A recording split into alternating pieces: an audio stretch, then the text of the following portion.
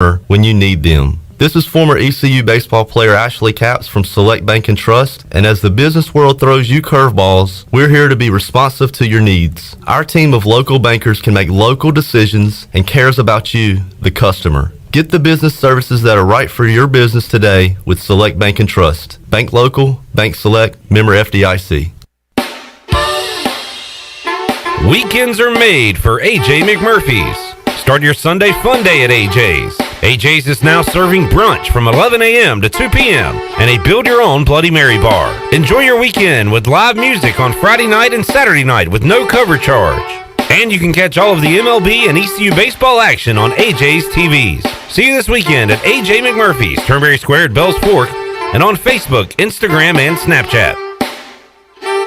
Hey, this is Troy D., proud ECU grad from the class of '94. And if you know me, you know I love the 90s here at ECU. It was some of our glory days, including bowl games, the Peach Bowl, and even a March Madness appearance. Relive those days with my friends from Tailgate Classics. Tailgate Classics is a cool retro store with all types of merchandise, including the 90s ECU vintage tees and hats. Check out Tailgate Classics in person, 304 Evans Street, or online at shoptailgateclassics.com. Tailgate Classics, bringing back the throwbacks. The Rick House, Eastern North Carolina's premier American-style restaurant and bourbon bar, has great specials throughout the week, like $10 Tuesdays. Get 8 traditional wings and a draft beer for just $10. Wednesday night is date night, 2 salads, an appetizer, a bottle of wine, 2 entrees, and a dessert for just $55. Friday is smokehouse night with the best ribs and brisket around. Saturday is Italian night, featuring all of our made-from-scratch pastas along with 2 glasses of wine. And on Sunday is the legendary brunch from 10 to 2. The Rick House, 710 Red Banks Road beside the bowling alley in Greenville. At U.S. Cellular, we believe you should get more of the latest 5G technology for less of your hard-earned money. Right now, get up to $1,200 off any 5G phone. The choice is yours. Any of our 5G phones with no trade-in or hidden fees. U.S. Cellular, America's locally grown wireless. Terms apply. See uscellular.com for details. Now that life is returning to normal, we have found a lot of good things that came from the pandemic. One of them is not having to go to the wireless store anymore. The Cellular Warehouse team has been in the business of delivering phones to your home and office for 20 years. People found out about our free delivery service and love the ease of getting a new phone, tablet, or hotspot. Call Toby Williams today at 252-799-7051 so you can start experiencing the joy of never going to a wireless store again. Cellular Warehouse, your local U.S. Cellular authorized agent. This is Pirate Radio, WGHB Farmville, 1250 and 92.7 FM Greenville, WDLX Washington, 930 and 104.1 FM Washington. The following is an exclusive presentation of Pirate Radio, the voice of the pirate nation. Welcome to Pirate Radio Live. You can paint this with purple. Now live from the Pirate Radio studios in the heart of the Pirate Nation, here is your host, Clip Brock. Hello and welcome to a Tuesday edition of Pirate Radio Live. Clip Brock here inside the Pirate Radio studios, coming to you today on Pirate Radio 92.7 FM in Greenville, 104.1 in Washington. We are on 1250, 930. You can find the show online at pr927fm.com. And watch the program on Facebook Live and on YouTube. Make sure you are subscribed to Pirate Radio TV on YouTube so you can watch this program, The Brian Bailey Show, all of our post-practice and post-game video, which there's a ton up there right now from ECU Media Day from over the weekend. Also, a new episode of Pirate Radio Trivia recently dropped. It's all there for you on YouTube. Make sure you're subscribed to Pirate Radio TV. Got a big show on tap for today. Coming up at 4 o'clock, we will talk to the Hammer, Jason Hamilton, head women's soccer coach at ECU. They are coming off a win and have a big game coming up later this week. We'll talk all about that and the soccer season getting underway over at ECU with Jason Hamilton at 4 o'clock. Also at 5 o'clock, Stephen Igoe, Hoist the Colors, joins us for our Bud Light ECU report. Igoe will be here talking Pirate football before he heads out to get audio from the latest Mike Houston press conference following today's practice, which is coming up at around 6 o'clock. Also on today, we've got a ton of audio to get to. Luke Larson, Elijah Morris, Justin Chase, Avery Jones, also some coaches, Steve Shankweiler, Chris Foster, Tim Doust, Roy Tesh, all that from Media Day. Some Mike Houston comments as well. So we are locked and loaded with Pirate football content just over a week away from kicking things off against Appalachian State. All right, we have a packed Studio B today with Shirley Rhodes back. Chandler Honeycutt is here. We have intern Macon, who I believe is on the way out. Intern Jalen is here. And to my left, the co-host of the U.S. Sailor fifth quarter call-in show, Billy Weaver. What's up, Weave? Hey, that sounds pretty good. That's pretty cool. Add that to the business card. I know, right? We believe. We believe. We believe. Billy, like if ECU starts 2-0, they beat South Carolina, I think we're going to have to get some Weave Believe T-shirts going. Well, you better start printing them because that's a big print them now. That's a big possibility. It really is. Print them. I mean, like Steve Logan. Yeah, print it. You can print it. Put it down. Remember it. Print it. We are write it down. Take a picture. I don't give a. We are fired up to have you on the. That's right. Yeah. No Smokey references during the show. Well, maybe one coming up later.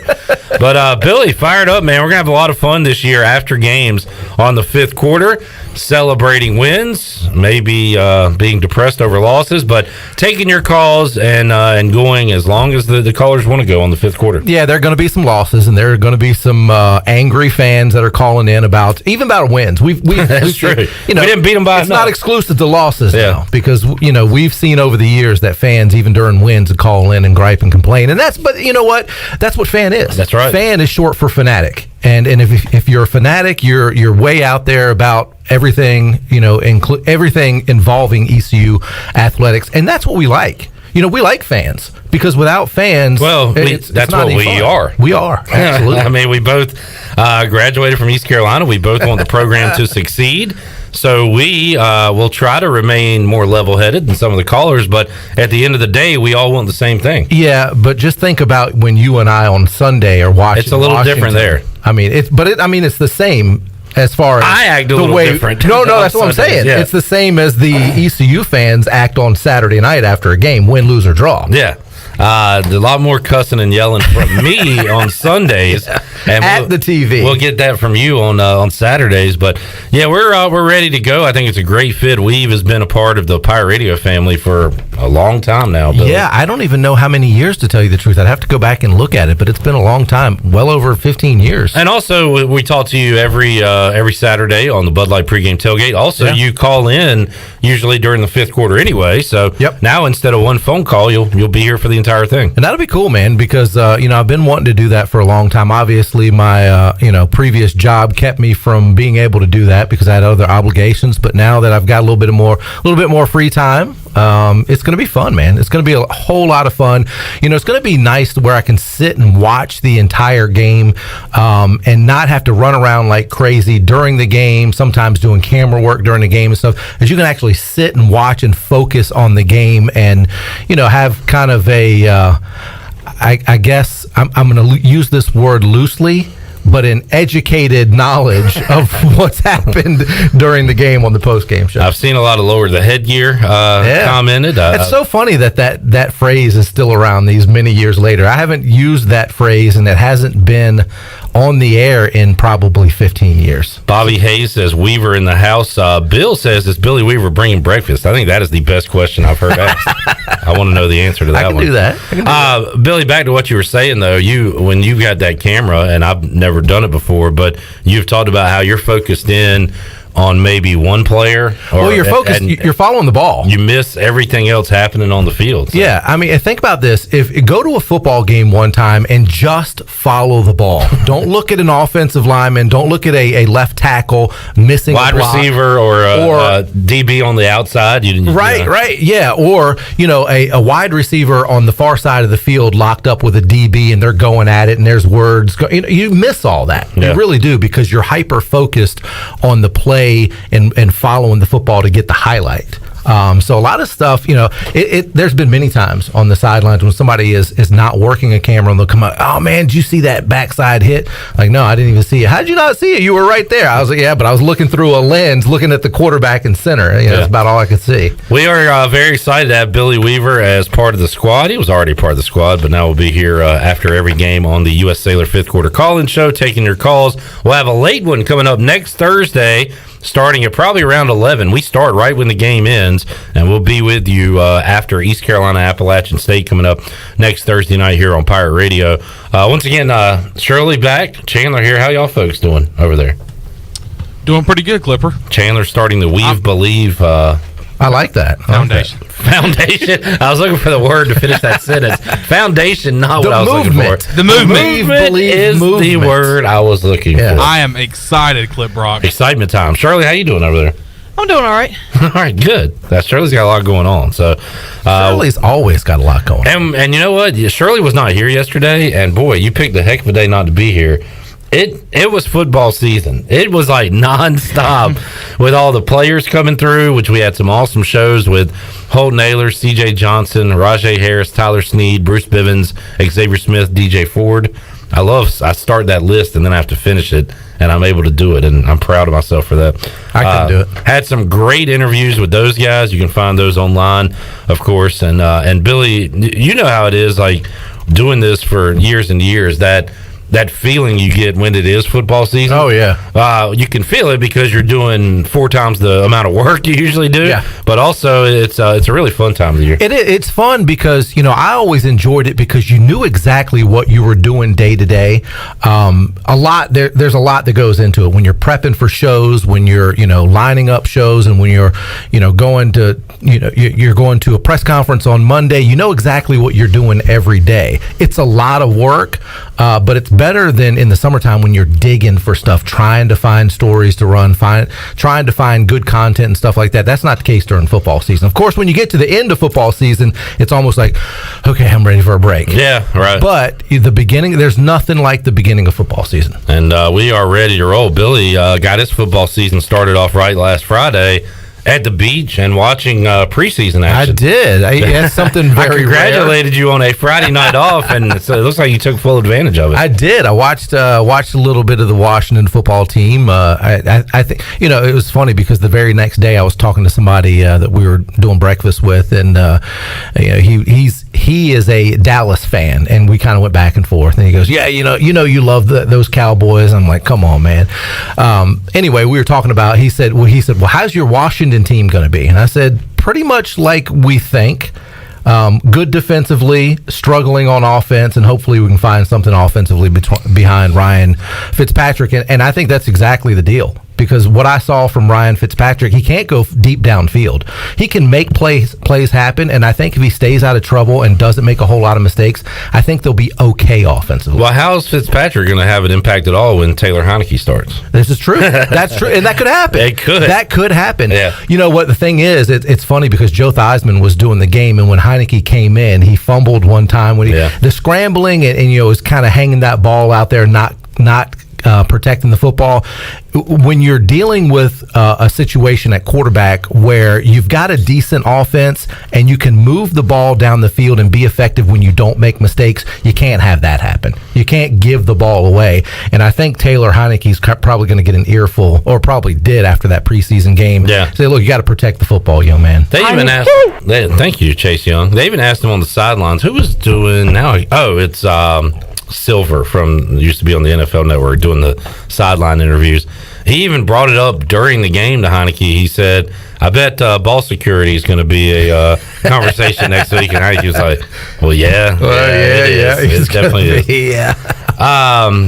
So Milton just asked on Twitter. We'll have this discussion with Billy for the 800th time, but it's kind of coming down the stretch here. It seems like he asked, "What's your favorite new name for Washington football?" Again, if they leave it Washington football team, I'd be fine with that at this point. No, I can't. I know you disagree. I don't. And you disagree with Red Wolves, which I'm fine with as a name replacement. What's your favorite, Billy? I liked Red Hawks. Red Hawks. Red Hawks. All right. I think is good. You know what? You know what bothers me most about the Washington football team? The WF. Well, I have a lot of things, but No, the one that bothers me the most, seriously, is the WFT. It's too much like WTF, man. I see that, and I see Washington football team, and I'm like, because that's us.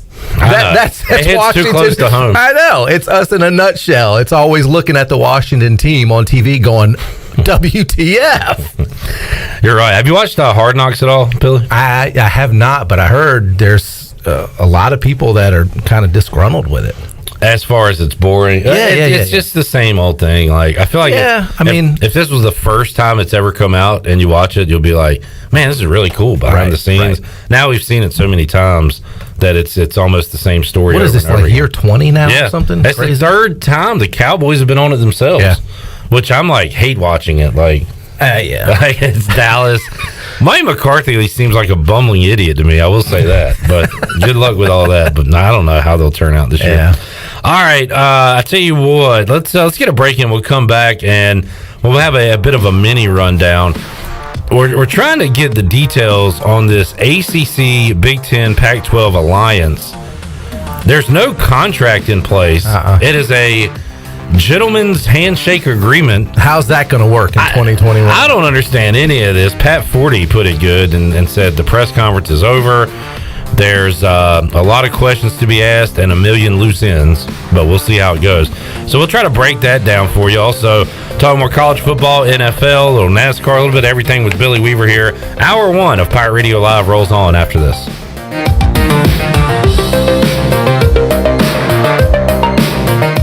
Hey Pirate Nation, Lindsay Gray here with Carolina Caliber. In 1960, my granddaddy started his firearm business right here in Eastern NC. Still family owned and operated, we have the area's largest selection for outdoor shooting sports and accessories and are one of the nation's top firearm dealers. At Carolina Caliber, we have everything you need from hunting, home defense, and personal protection, including a wide variety for ladies and youth. We buy, sell, and trade. It's a time-honored tradition. Visit us at Carolina Caliber on Fire Tower Road in Winterville. Hello folks, this is Jamie Lane with Carolina Hardscapes and Mulch. We believe that making memories with your family and friends is what life is all about. If you have a dream of having a backyard patio, fireplace, pool, walkways, fire pits, or more, then Carolina Hardscapes is the place to call at 364-1201. You can stop by our outdoor showroom on Fire Tower Road across from Bostic Sugg Furniture. At Carolina Hardscapes, we look forward to making your backyard the place to be. Find us on the web at carolinahardscapesandmulch.com. Hello, Greenville and Pitt County. We at Pitt County Schools want you to know that we are a thriving and connected school system ready and open for all students this year. We are offering all in-person learning with limited virtual options while operating on a 5-day, full-day schedule for our 38 school campuses. Pitt County Schools offers rigorous academic opportunities such as dual language programs, STEM engagement, global education, and college readiness. We also offer competitive athletics, full support for exceptional children, and career readiness opportunities such as paid apprenticeships and unique business partnerships. Pitt County Schools is fully committed to engage,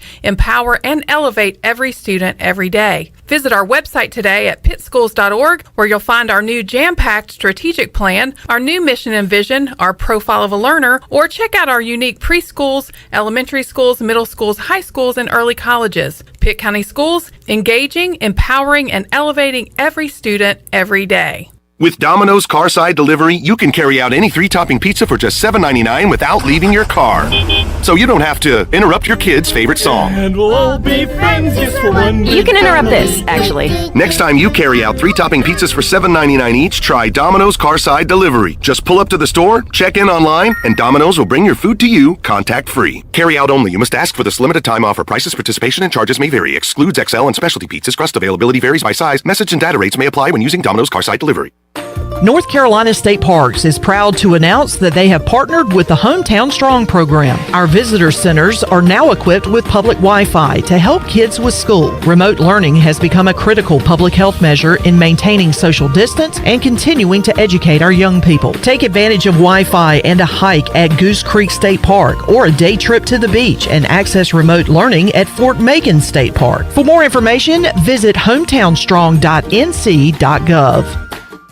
Although innovative new resources such as digital media and social networks have grown in popularity, smart marketers recognize that printing is a mainstay. We live in an age of computer hacking, scams, and fly-by-night businesses, so it's reassuring to consumers when they receive printed marketing pieces. It exemplifies business confidence and conveys a high level of commitment. It also fosters trust, which leads to engagement and ultimately brand loyalty. When you're ready to grow your business, come to PIP, where business goes to grow. In studio today with Matlock, also known as Brad Evans to his friends and family. Why F3? F3 is a great way to work out, get in shape, but most importantly, F3 is a way to get together with other guys in the community, develop a great group of friends, and have a good time doing it. What I'd tell people about F3 is don't be afraid to get up early in the morning to go work out. You can do it. One letter, one number, F3. Learn more today at f3enc.com. Pirate Radio. We're going to be bigger, faster, stronger, and older. That's always a good combination. The voice of the Pirate Nation.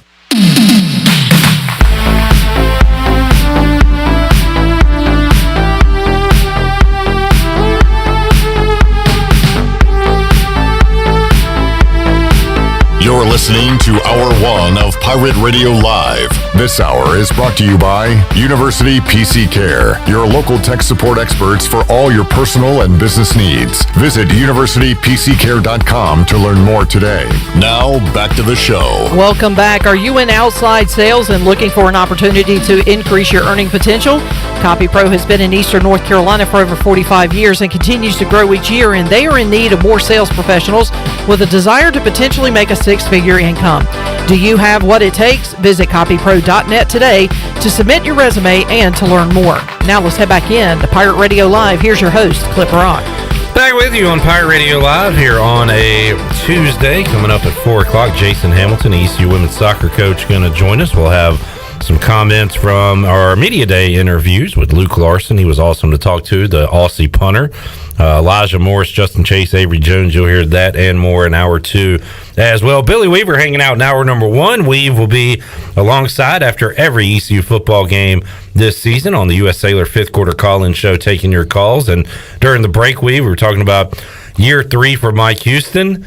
And you used your centipede grass analogy, which is a good one, bro. I need reminding of it, so remind us of that one. Well, centipede, when you plant centipede grass seeds, the first year they say it sleeps, the second year it creeps, and then the third year it leaps, because centipede is kind of what it sounds like. It's centipede grass. It kind of, it crawls across, it grows outwards instead of upwards as much. It spreads.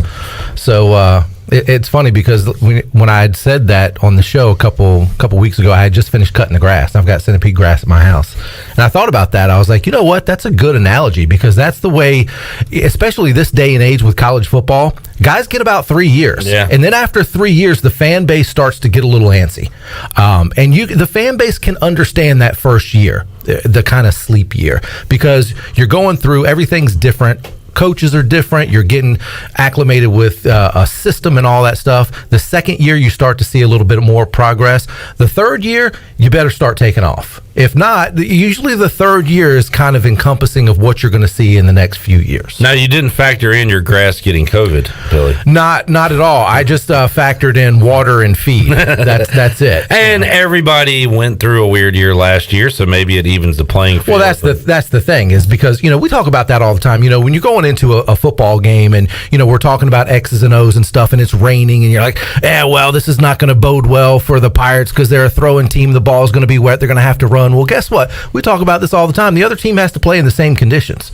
And this past year with COVID, everybody played with the same rules, same conditions. Nobody was exclusive, and nobody was better off than anybody else with this COVID thing. I think everybody everybody did get affected somehow with COVID. Some more than others, and everybody was affected. That's true. I mean, it's it does affect people more than others, and has, just like the weather affects some teams a little bit more, but it's the teams that can acclimate themselves, can make the adjustments, can hunker down and say, look, this is what we got to deal with. Let's deal with it. There's nothing we can control about it. Let's do the best we can and go out there and make it happen. If you want to chime in, be a part of the show, you can do so on Twitter or on Facebook Live. Mike says, I feel like this is step 1 in the Billy's Breakfast Smash Waffles collaboration for game days. Yeah.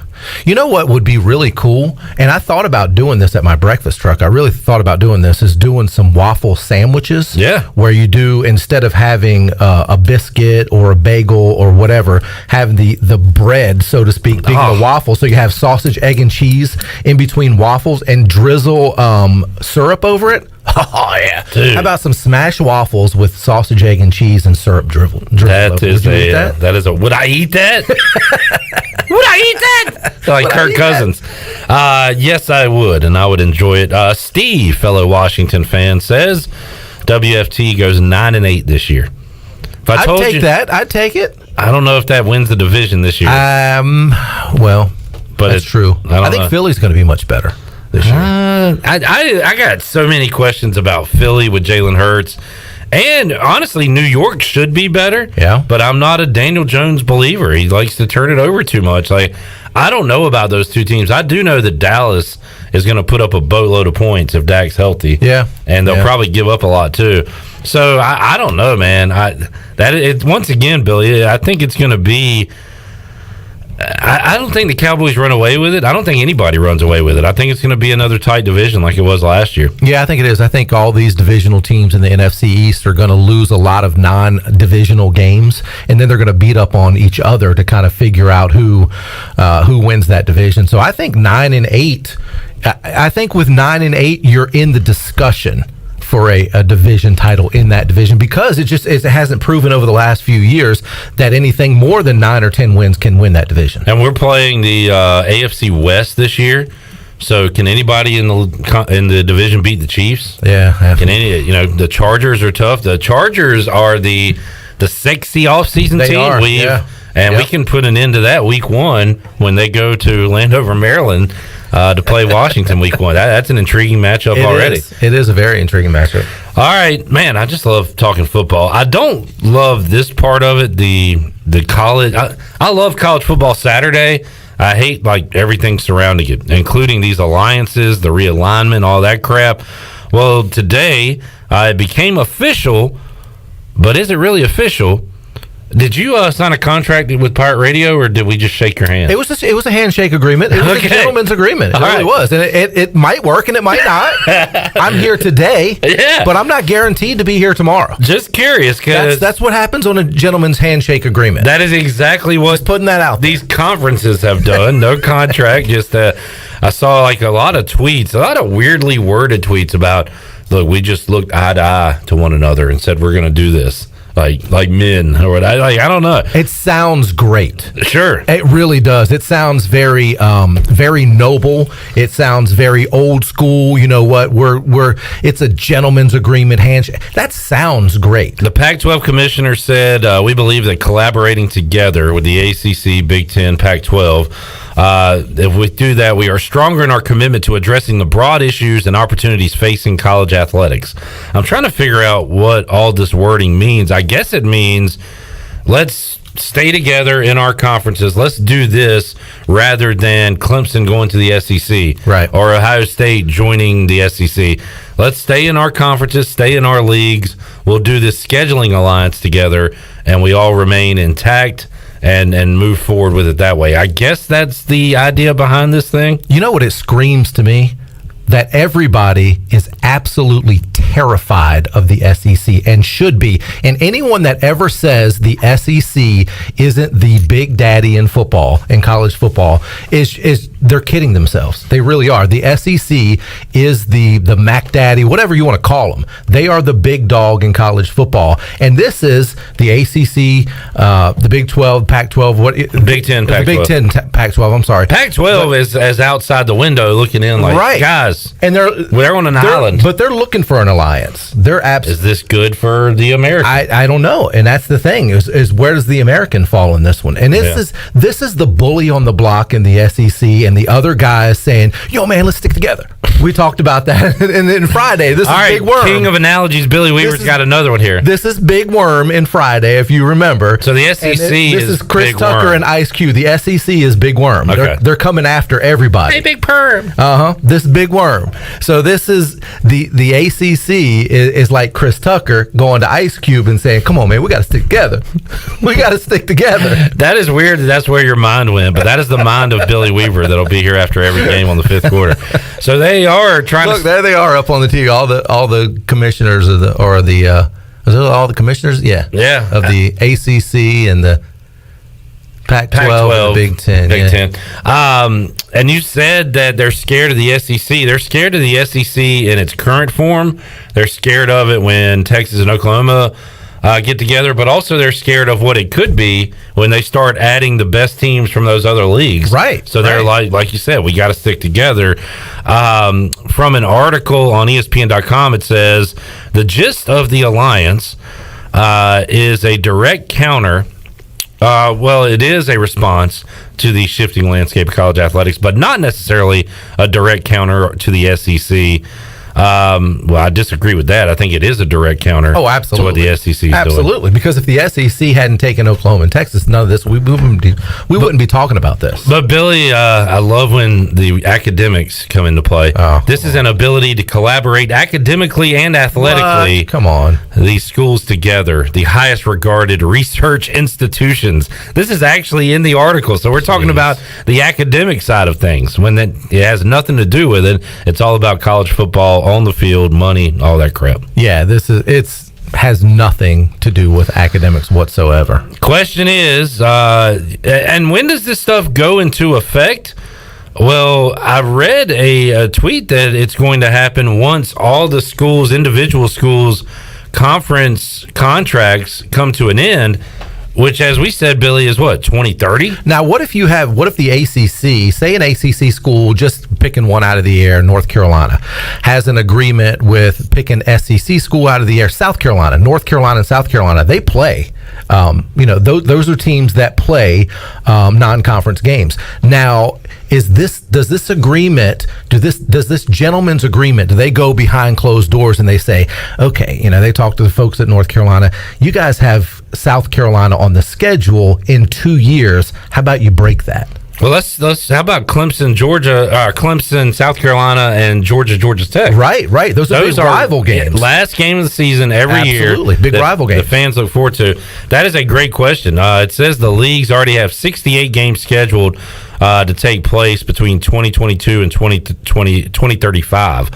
The three leagues have those games scheduled together, but these schools, like you said, have games scheduled against teams that are not in these alliance conferences. So I don't know how the hell all this is going to play out. Do you break contract with those? Do you go out of... There going to be some buyouts? Right. Could there be buyouts? Could this be a major deal? But the thing is when there's no signed contracts, there's no one's held accountable for having to do this.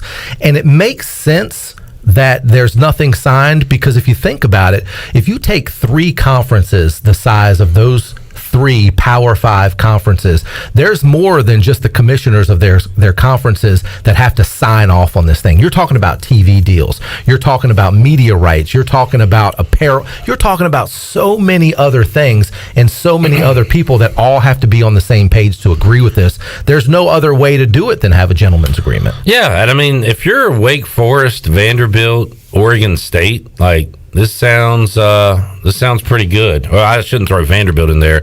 Who's a bad Big Ten team? Rutgers. Yeah. Or Maryland. If you're one of those, this sounds good. If you're Ohio State and there's no contract here and you want to play a blockbuster game against Texas or against Georgia to start the season and make all that money, who's to say they're not just going to go do that and go get their own piece of the pie? That's true. And if there's no contract agreement with any of this stuff, there's nothing binding. Well, and like USC, I know on the field they're not what USC once was, but they still have a name. If you're Clemson with all these championships and you want to play LSU in a marquee game in Georgia in 2028 to start the season, I don't know. I don't know how. Now, where does Notre Dame fall into this whole thing with their alliance with the ACC in football? That is a side alliance. I watch a lot of Big Brother, Billy, and they have an alliance, and then they have their side alliance. And see, that's the first thing I thought of when I heard alliance. Yeah, I thought of Big Brother. Yeah, well, Notre Dame. What was the other one? Survivor. Yeah. With the alliance, you have your alliances there.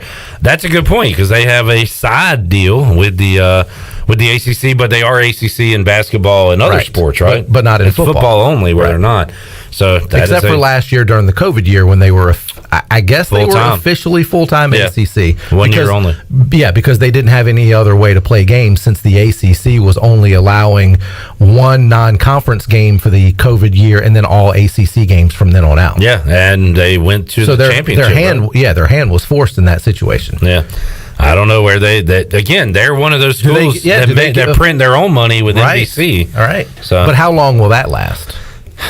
Questions. We've been saying that for years too. That can't last forever, but then, and also seem to be running out. We brought this up, but at the end of the day, for us, it comes back to how does this affect ECU, and is it a good thing or a bad thing? It still seems like these. I feel like the Power Five is now called the Autonomy Five for some reason. And it seems like we're getting further away from FBS schools all being one entity, and maybe they're breaking off into their own thing. Right. Do we get left behind in that? I don't know. Well, I think it does affect ECU in the fact that ECU has future schedules with a lot of with local ACC schools. With North Carolina, I can look it up right now. You can look at the future schedule, and who's to say that if this thing doesn't play out the way we were talking about, not with just SEC games, ACC, SEC, but what about ACC and AAC games? I mean, does North Carolina or NC State say, you know what, we need to make room for a Big Ten team? North Carolina needs to make room for UCLA, to come on the schedule, right? And so we're going to get rid of this game in 2022. So 2022, ECU will welcome in NC State. 2023, Michigan, Big Ten. So that's another one that's possibly on the chopping block. NC State 2025, West Virginia is Big 12, so that would technically stay in 2026. Wake Forest, South Carolina, there's half the non-conference games right there, Billy, if the SEC decides not to play any of these schools anymore. NC State, Wake Forest, 2028. So you've got games spread out the next 7 years against ACC teams, one Big Ten team. How does this news affect that? If you're the Big 12 and you are on the outside of all this right now, do you align with like the American and maybe get Boise, some good Mountain West teams, and try to do something? Or I don't know what this next move is. Or if you're a Resco, do you go to the ACC and you go to the Big Ten and the Pac-12 and you say, hey, let us in? You start knocking on the doors.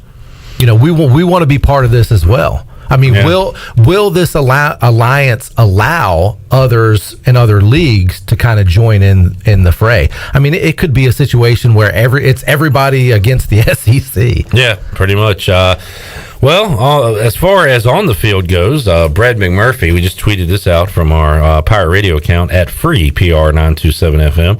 Brad McMurphy knows a lot about college football. He has ECU bowling this year, Billy, against Coastal Carolina in the Myrtle Beach Bowl. What a party that would be. And I wouldn't hate that. Yeah. I don't think I'd hate that. I mean, it just sounds like a fun... It'd be a home game for dirty time in Dirty Myrtle. Yeah. Right there on their field, I guess. Is that where that's played? Yeah, I guess. So ECU bowling, that would be the first time, Billy, since 2014. Hard to believe. I tell you what, if you're an East Carolina player, if you're a fan, administrator, coach, or whatever, it doesn't matter if it's the toilet bowl. If it's named the toilet bowl, you'll go. I mean, you haven't been to a bowl game in this long. You got to go to a bowl game. You got to win 6 games, if for nothing else, for the sanity of everybody involved. Because it's been such a long drought, and we're not used to that here at East Carolina. Used to going to bowl games every year, and now we've gone a stretch of how many? What's it been? 2014. 14 was the last season. So what's that? 15, 16, 17, 18, 19, 20, 20. So it'll be 7 years, going on 7 years, not going to a bowl game. That's tough. So I would be excited about a Myrtle Beach Bowl. Yeah. Of course, you aim high and aim much higher than that, but hey, a bowl game's a bowl game at this point for East Carolina. No doubt. The week 1 schedule looks absolutely amazing. You got Clemson, Georgia. You got a ton of great games on that Saturday. But Billy, week 0, we're going to show that some love too. I normally wouldn't watch Nebraska, Illinois, or Hawaii, UCLA, but it's on this Saturday, so I will be watching. Folks, that's right. Real college football games this Saturday, 1 o'clock on Fox. It's Nebraska, Illinois. 2 o'clock, UConn plays for the first time since 2019 at Fresno State. Hawaii, UCLA is at 3:30. Coming up later in the evening, UTEP at New Mexico State at 9:30. Southern Utah, San Jose State at 10 o'clock. Real college football games, Weave. Something to at least have on in the background, right? Yeah, I think Hawaii, UCLA would be fun to watch. A lot of points, probably. Yeah, it'd be a lot of throwing the ball all over the yard. So that's week 0 Saturday. As we said yesterday, there's a game next Wednesday randomly. We'll be watching that during Sports Trivia at AJ's. UAB and Jacksonville State is next Wednesday, and then, of course, a great slate on Thursday, including East Carolina App State. So it is here, folks. Get ready for it. Yeah, I'm just glad college football is back, and hopefully in all its glory. You know, it was announced earlier today that LSU is gonna, I guess, mandate is the word, that you have a COVID-19 vaccination, that you show proof of COVID vaccination or a negative test within 72 hours to enter Tiger Stadium for their opener. That's there's been a little bit of controversy about that. But the thing is where do you land on the whole spectrum of things? Do you want 50,000 people with actually Tiger Stadium? I think that holds like 75, somewhere around there.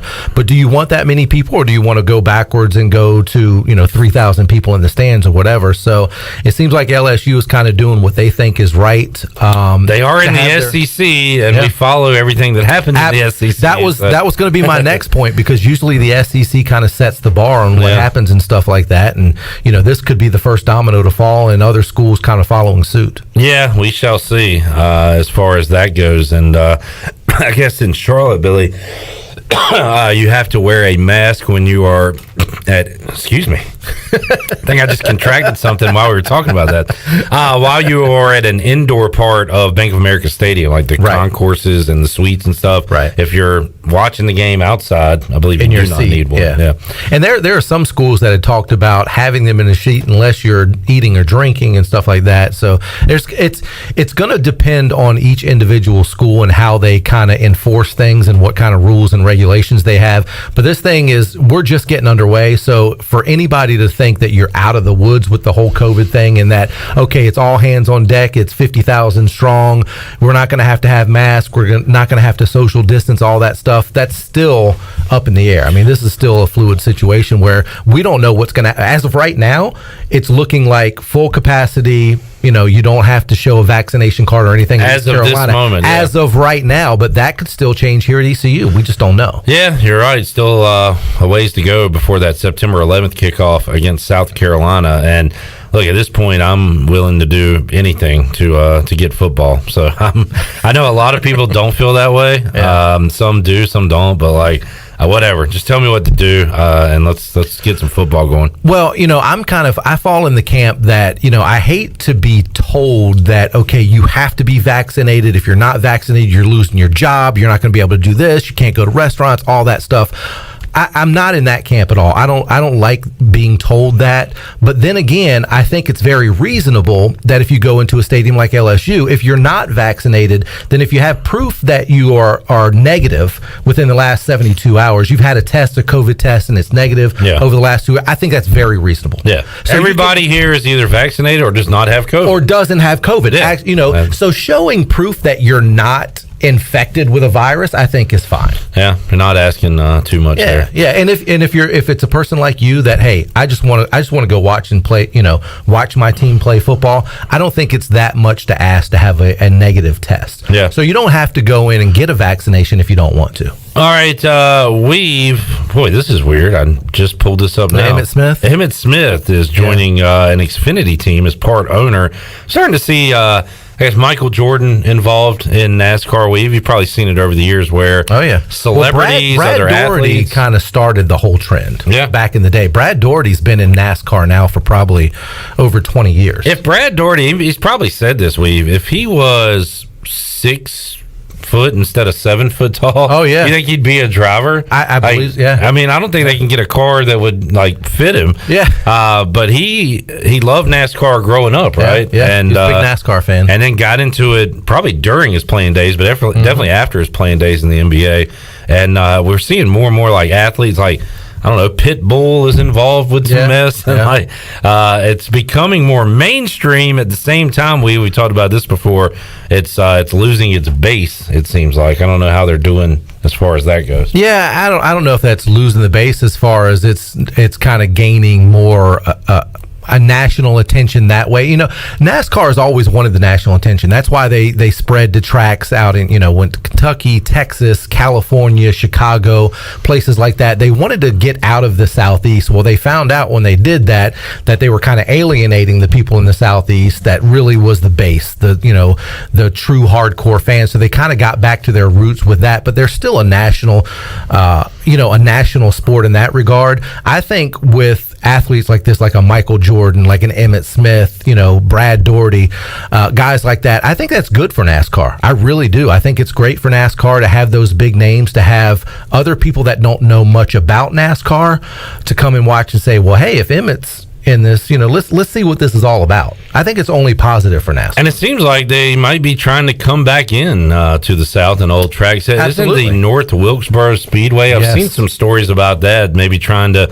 get that back in shape to have races. And Rockingham is another one that a lot of people really like. As a matter of fact, Rockingham actually has been pretty much kept up very well. They've had some NASCAR, I think, some truck series races there in the recent past.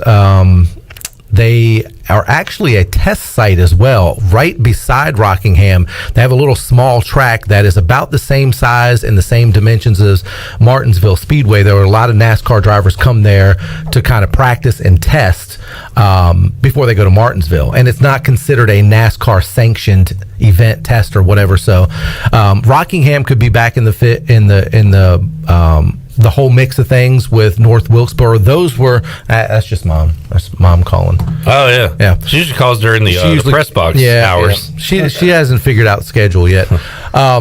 Yeah, but those are tracks. North Wilkesboro, Rockingham, North Carolina Motor Speedway. Those are speedways that Hickory is another one that NASCAR drivers grew up around and they really loved, and hopefully those will come back. Billy, this is the last race before the playoffs begin coming up at Daytona, so kind of a flyer of a race too, right? So cool because I like it that the wild card races that I call them on these super speedways, because you never know what's going to happen. Obviously, it takes one misstep, one bobble, especially from a guy in the front of the pack to collect 20 cars. It could happen. So I like that you have these wild card races as the last one going into the playoffs, because you never know what's going to happen. So Kevin Harvick is 15th, Hamlin's 14th, but his points are going to have him in. Right. It looks like Harvick's pretty much in just due to points, right? Tyler Reddick sitting at 16th. Yeah, he's on the bubble there. But you've got Austin Dillon with a chance to point his way in or win a race. I'm looking down here. Dillon, Matt DiBenedetto, Ricky Stenhouse, Bubba Wallace. Like, one of these guys could win at Daytona and take the final spot in the playoffs. It is still unbelievable to me, Billy. After the 2020 of Hamlin Harvick and their dominance, they have yet to win a race this year. Oh, I know, but I actually I screenshotted something. I was looking at some of the stats. Denny Hamlin right now is the odds-on favorite to win at Daytona, and for good reason. The guy has the second most points, right? But has not won a race this year. But hasn't won a race this year, and this sets up well for Denny as long as he can stay out of trouble. But that's everybody at Daytona and Talladega, is staying out of trouble. And how do you do that? Do you lay back? I mean, there's so many different ways of thinking at obviously if you're... Didn't you say you want to be up front or in the back? That's right. If you're in the number one position, the only wreck you're going to get in is the one you cause yourself. And if you're in the very back, you're pretty much far enough back where you can see what's going on ahead. And if all what breaks loose ahead of you, you've got reaction time to avoid it. So you want to be either in the back or in the front, because at super speedways you can go from the back to the front pretty quickly. Denny Hamlin's the odds-on favorite, and for good reason. He's won 2 of the last 3 Daytona 500s, and before his last race at Talladega that he got caught up in a wreck, he had finished in the top 5 in 6 consecutive super speedway races. So the guy runs very well at Talladega and Daytona. He hasn't won a race this season, but of course, I said this last week too about Kevin Harvick. Kevin Harvick was the favorite going, or one of the favorites going into Michigan, had won a couple races there going in, and he was a guy that needed to win and could have won at Michigan. It didn't happen. So you just never know, and especially a place like Daytona. But Michael if I had to McDowell, pick one, it would be Denny. Michael McDowell won the 500 in Daytona earlier this year. Got him in the playoffs. Which is not abnormal to see crazy things like that happen because, going back to many days, there's I remember Derek Cope won there one time. I remember being was it Jeff Burton that won Daytona after a bunch of he was kind of one of the last men standing. That's the thing, is if you just stay out of trouble, you can be in the mix to win a race at Daytona. I was trying to pull up a picture here. I went to my in-laws recently, Weave, and there was a miniature NASCAR sitting at the table beside the bed where I slept, and it was like Starburst and another kind of candy. And I said, "Can you identify?" Oh, there it is. This driver, Skittles. Oh, the Skittles, Derek Cope. Skittles Starburst, and it was Derek Cope. He and you won in always bring up that name anytime you talk about kind of a wild card winner. Sure enough, that was the car there. That was pretty cool. Derek Cope. Oh, yeah. The Cope Mobile. All right, Weave. Well, thanks for hanging out today, man. No problem. We'll talk to you next Tuesday and also next Thursday right here on the U.S. Sailor Fifth Quarter Call-In Show. We're going to spend a lot of time together. We are. And we had a great high five in our promo video. My hand's still red. Yeah, man. And if we have that kind of chemistry like we did on that 5, we're going to have a hell of a year. So let's enjoy it, Weave. Well, I think early going, I think my prediction is Pirates start 2-0. Man. Early prediction. Weave believe. Chandler has started the movement, and we're ready to go. So I want to see those. Hey, we'll tell Troy D and Ellerby that we need some T-shirts printed up. I think they know somebody that prints T-shirts, don't you? I think University Sportswear could get that. Yeah, we believe. I think would be awesome after a 2-0 start. We believe. All right, take us to break, Shirley. We'll come back. We'll wrap up hour number 1. Get yourself for hour 2 of Pirate Radio Live. A lot more to go. We're back with you after this.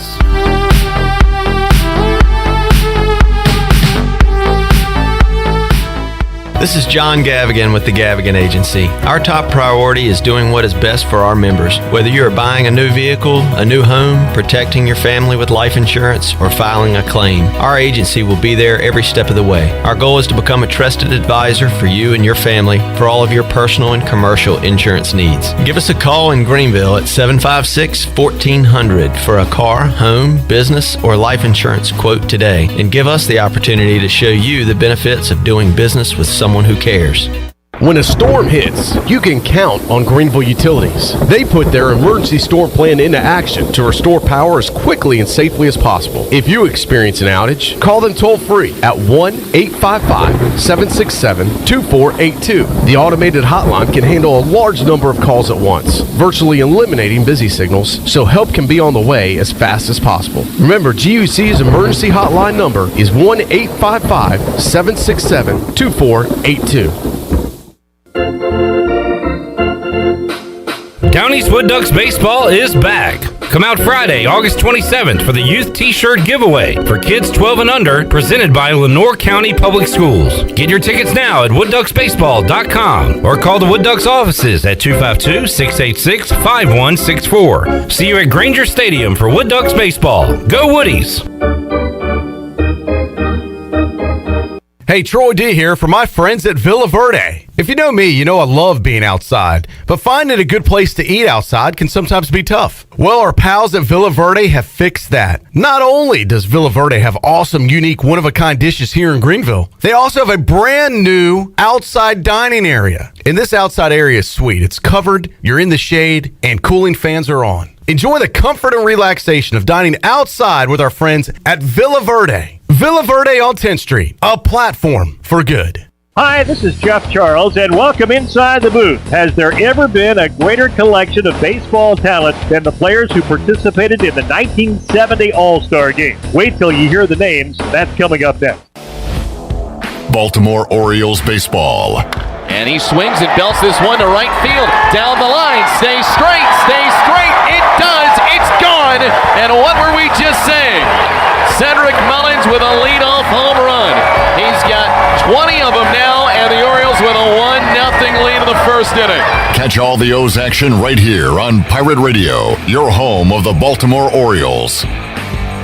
The names will blow you away. Hall of Famers everywhere in the 1970 All-Star Game in Cincinnati. For the American League, Carl Yastrzemski, Frank Robinson, Harmon Killebrew, Rod Carew, Catfish Hunter, Jim Palmer, Jim Perry, and Sutton Sam McDowell. For the National League, Johnny Bench, Willie Mays, Hank Aaron, Roberto Clemente, Tony Perez, Bob Gibson, Gaylord Perry, Pete Rose, Willie McCovey, and Joe Morgan. The All-Star Game meant something in 1970. The two leagues really didn't like each other. Remember, this was the game that Rose bowled over Ray Fosse for a 5-4 National League win. You knew who these players played for. They played for the same team for years. Fast forward to today, and 10 All-Stars were traded just a couple weeks after this year's game. It's a different game and a different business. The loyalty is gone, teams to players and players to teams. It's fun to remember baseball 51 years ago. It truly was a golden era. Come on back again next time, and we'll visit inside the booth. I'm Michael Vaughn with East Coast Grading and Utilities. Many of you know my dad, David Vaughn, and his work in putting in subdivisions all over Pirate Nation. But East Coast Grading and Utilities is not just for those type of big jobs. We're here for the homeowners. Whether it's concrete, driveways, hauling rock, or sand, whatever you need, East Coast Grading and Utilities can get the job done. Call us at 252-531-7494 or check us out on Facebook at East Coast Grading and Utilities. This is Stephen Igoe, and you're listening to Pirate Radio, the voice of the Pirate Nation.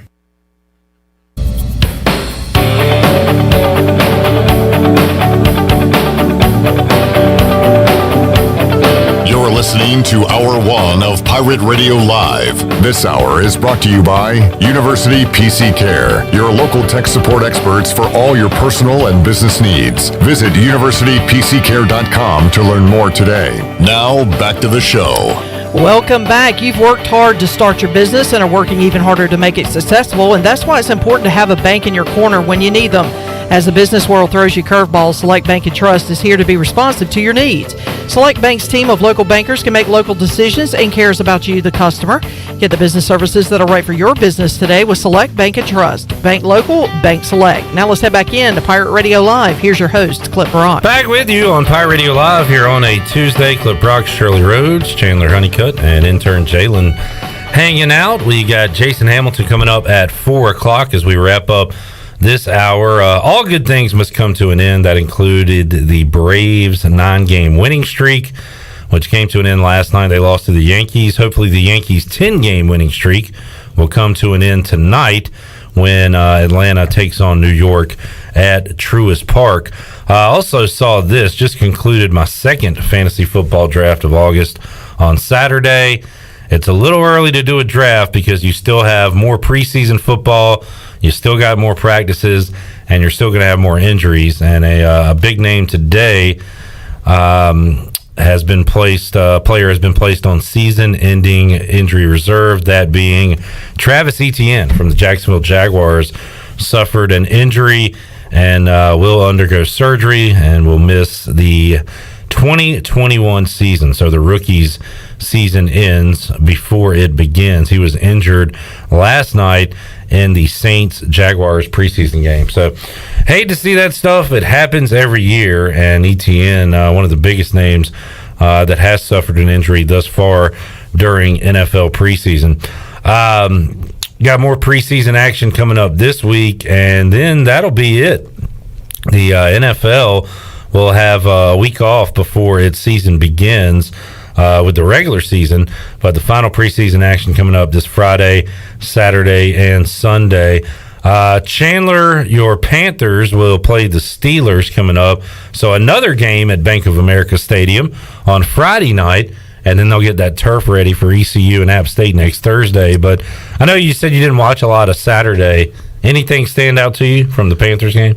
No, I didn't. I didn't get to watch a lot of it. I was at a wedding shower. I do know that the offense, underperformed. They only scored 3 points. I do want to take away from that game is not even a Panther. Jake Verity showing right. off his leg in that game. And so he's making a case for himself to make a 53-man roster. Justin Tucker said today that he would be surprised if Jake Verity was not on a 53-man roster somewhere in the National Football League when the regular season rolls around. But the Ravens know what they're doing. They've done this before. They are going to talk him up. They're going to showcase him. He's going to be perfect, and they're going to be able to trade him for trade value. Well, look, I tell you what we can take away from that preseason game. Joey Sly continues to slide because, look, he is not being able to connect on not just field goals but extra points. He's not being able to kick extra points, and so if we have to, Jake Verity is a guy that needs to be on our radar. But a guy on the defensive side for the Panthers is Frankie Leuvo, who is an undrafted free agent out of, I think, Washington State in 2018. He is performing really well for the Panthers. He comes from the New York Jets along with Sam Darnold. But he has been really good on that defensive side of the ball as an edge rusher for the Panthers. That's a guy that really looked good. He had a sack against the Colts in the first preseason game. He got to the quarterback a lot. The Huntley guy for the Ravens. He really reminds me of Lamar Jackson, by the way, that backup quarterback for the Ravens. He reminds me a lot of the way he plays and the play actions that they run with him and the read options and stuff. But Frankie Leuvo is a guy that I think will be playing a lot for the Panthers in the regular season. All right, speaking of kickers, Ryan Suckup from the Buccaneers has tested positive for COVID after he went out to dinner, I guess, with some Tennessee players. Uh-oh. They had a joint practice, the Titans and the Bucks. And Mike Vrabel had tested positive. Yeah, Mike Vrabel also was positive, and I guess Bruce Arians said that all the contacts and stuff was from outside the team facility and all that. So this is something that's going to keep popping up during the season, unfortunately. Yeah. I wonder if they'll maybe they've already announced this, but the jersey swap at the end of games, I wonder if that will be, out of the picture. Kurt Benkert swapped jerseys with another Virginia Cavalier after their game. I saw that the other night. By the way, we didn't talk about this. Robbie Anderson reaching a 2-year extension. Yeah. You happy with that, Jalen? Yeah, he'll be with the Panthers through the 2023 season. Yeah, I like that. I like that signing there. Robbie is definitely going to be a guy who's going to be a favorite target for Sam Darnold.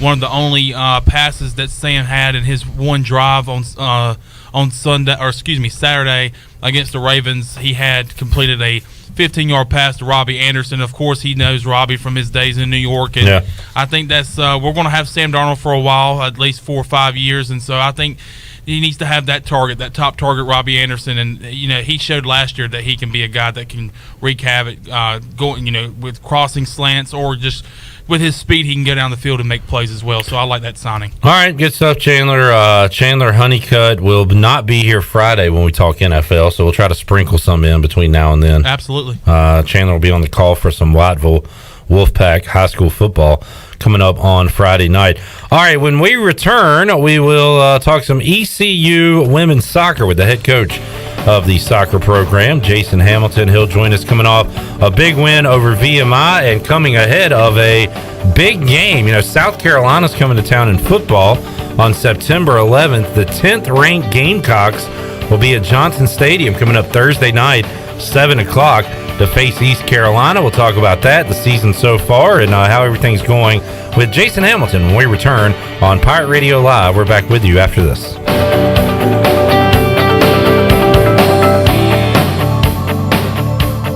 The Pirate Radio Podcast. He's the one and only Nicky Ellerby, who is my father. How did you fall in love with East Carolina football? I first made some visits to East Carolina back during the 50s. I think it was 1956 I went to a game, homecoming. I was really taken in by homecoming. Everything, it wasn't so much about the football game, it was all social then. Listen to every Pirate Radio podcast now by visiting our podcast channel and subscribing in Apple iTunes or SoundCloud. The Pirate Radio Podcast is powered by White Claw Hard Seltzer, proudly distributed by Coastal Beverage. At Jersey Mike's, we take great satisfaction in getting that perfect meat slice. Yes. But we don't do it for fun. We do it for fresh. Because sliced to order makes a sub above. Alone, chicken, onions, peppers, and cheese have potential. Together, they have a purpose, a destiny, and a name. Jersey Mike's number 16 Chicken Philly. Because grilled to order makes a sub above. Hello, this is Talbot Green with Angel Oak Home Loans. Now's the time to take advantage of the opportunity to buy more home or refinance your current mortgage at historically low rates. The combination of our local team's experience and Angel Oak's wide offerings of products from standard conventional, government, and portfolio loans has something for most financial situations. For more information, call Talbot Green, Joanne Weir, or Wanda Hager at 751-2060. NMLS 1719250, Equal Housing Lender. Pirate fans, get ready for a winning season and team up with Quality Equipment, your local John Deere dealer and proud sponsor of the ECU Pirates. When you do business with us, you'll get things done right. We're proud to offer a large selection of new and used John Deere equipment, a fully stocked parts department, and a highly trained staff who is here to support you throughout the life of your equipment. So get quality done right before every ECU game day and visit QualityEquip.com. Hi, this is Karen Staten with AG Home Solutions. Thinking of remodeling? We are your one-stop shop for all your home design needs. Our AG Home Solutions design team has over 25 years of experience. Need a new bathroom or kitchen? Looking to upgrade your cabinets, countertops, tile, or flooring? The Design Center is open to all homeowners and contractors. Call us for an appointment. Visit agshomesolutions.net and mention Pirate Radio to receive a $100 discount through the end of August. AG Home Solutions, turning your remodeling dreams into reality. Hi, I'm Annalie Newhoff. And I'm Rob Campbell. And we are with CopyPro. We have been locally owned and operated here in Eastern North Carolina for almost 50 years. CopyPro is the leader in office technology. Does your business struggle with keeping printing costs low or producing professional documents? Here at CopyPro, total customer satisfaction is our #1 priority. We have a variety of solutions to help reduce your printing expenses and make your business more productive. Call us today at 1-800-682-6558 or online at copypro.net. CopyPro, we are the professional office systems people. Hey Birdland, experience an Orioles game this season with the convenience and privacy of your very own suite. Choose from an array of options and prices to gather with family and friends or entertain clients. Each suite features climate-controlled interior seating, a private restroom, and comfortable outside seating. Plus, enjoy the best views of Camden Yards. Suites can accommodate 8 to 22 guests. Capacity is limited, so select your dates and purchase tickets now. Learn more about single game suites at Orioles.com/suites. This is Mark Washington with Max Sports Performance at Max Fitness. Our facility has reopened and is following all safety protocols. The best thing you can do to strengthen your immune system is, of course, to work out and exercise on a regular basis. I can assist you as your performance coach. You can also enjoy the benefits of a private facility. Avoid the crowds and work out at Max Fitness. Now is the time to get healthy. Max Fitness, just off Highway 43 in the old Ace Hardware Building behind Speedway in Greenville. Call me, Mark Washington, 902-4877. This is Pirate Radio, WGHB Farmville, 1250 and 92.7 FM Greenville, WDLX Washington, 930 and 104.1 FM Washington.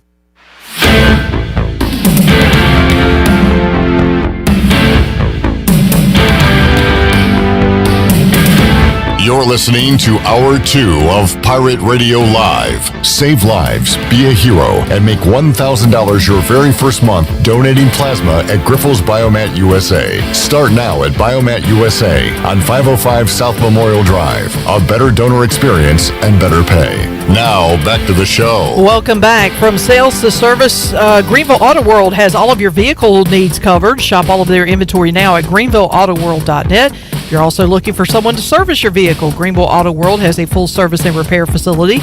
Brakes, oil changes, tires, inspections, and they can repair any kind of vehicle. Greenville Auto World across from Speedway at Bells Fork and online at greenvilleautoworld.net. Thanks to Tim Sutton and Jim Rogers of Greenville Auto World for their sponsorship of the program. Now let's head back into Pirate Radio. Here is your host, Clip Brock. All right, thank you, Shirley Rhodes. Chandler Honeycutt, intern Jalen here on a Tuesday.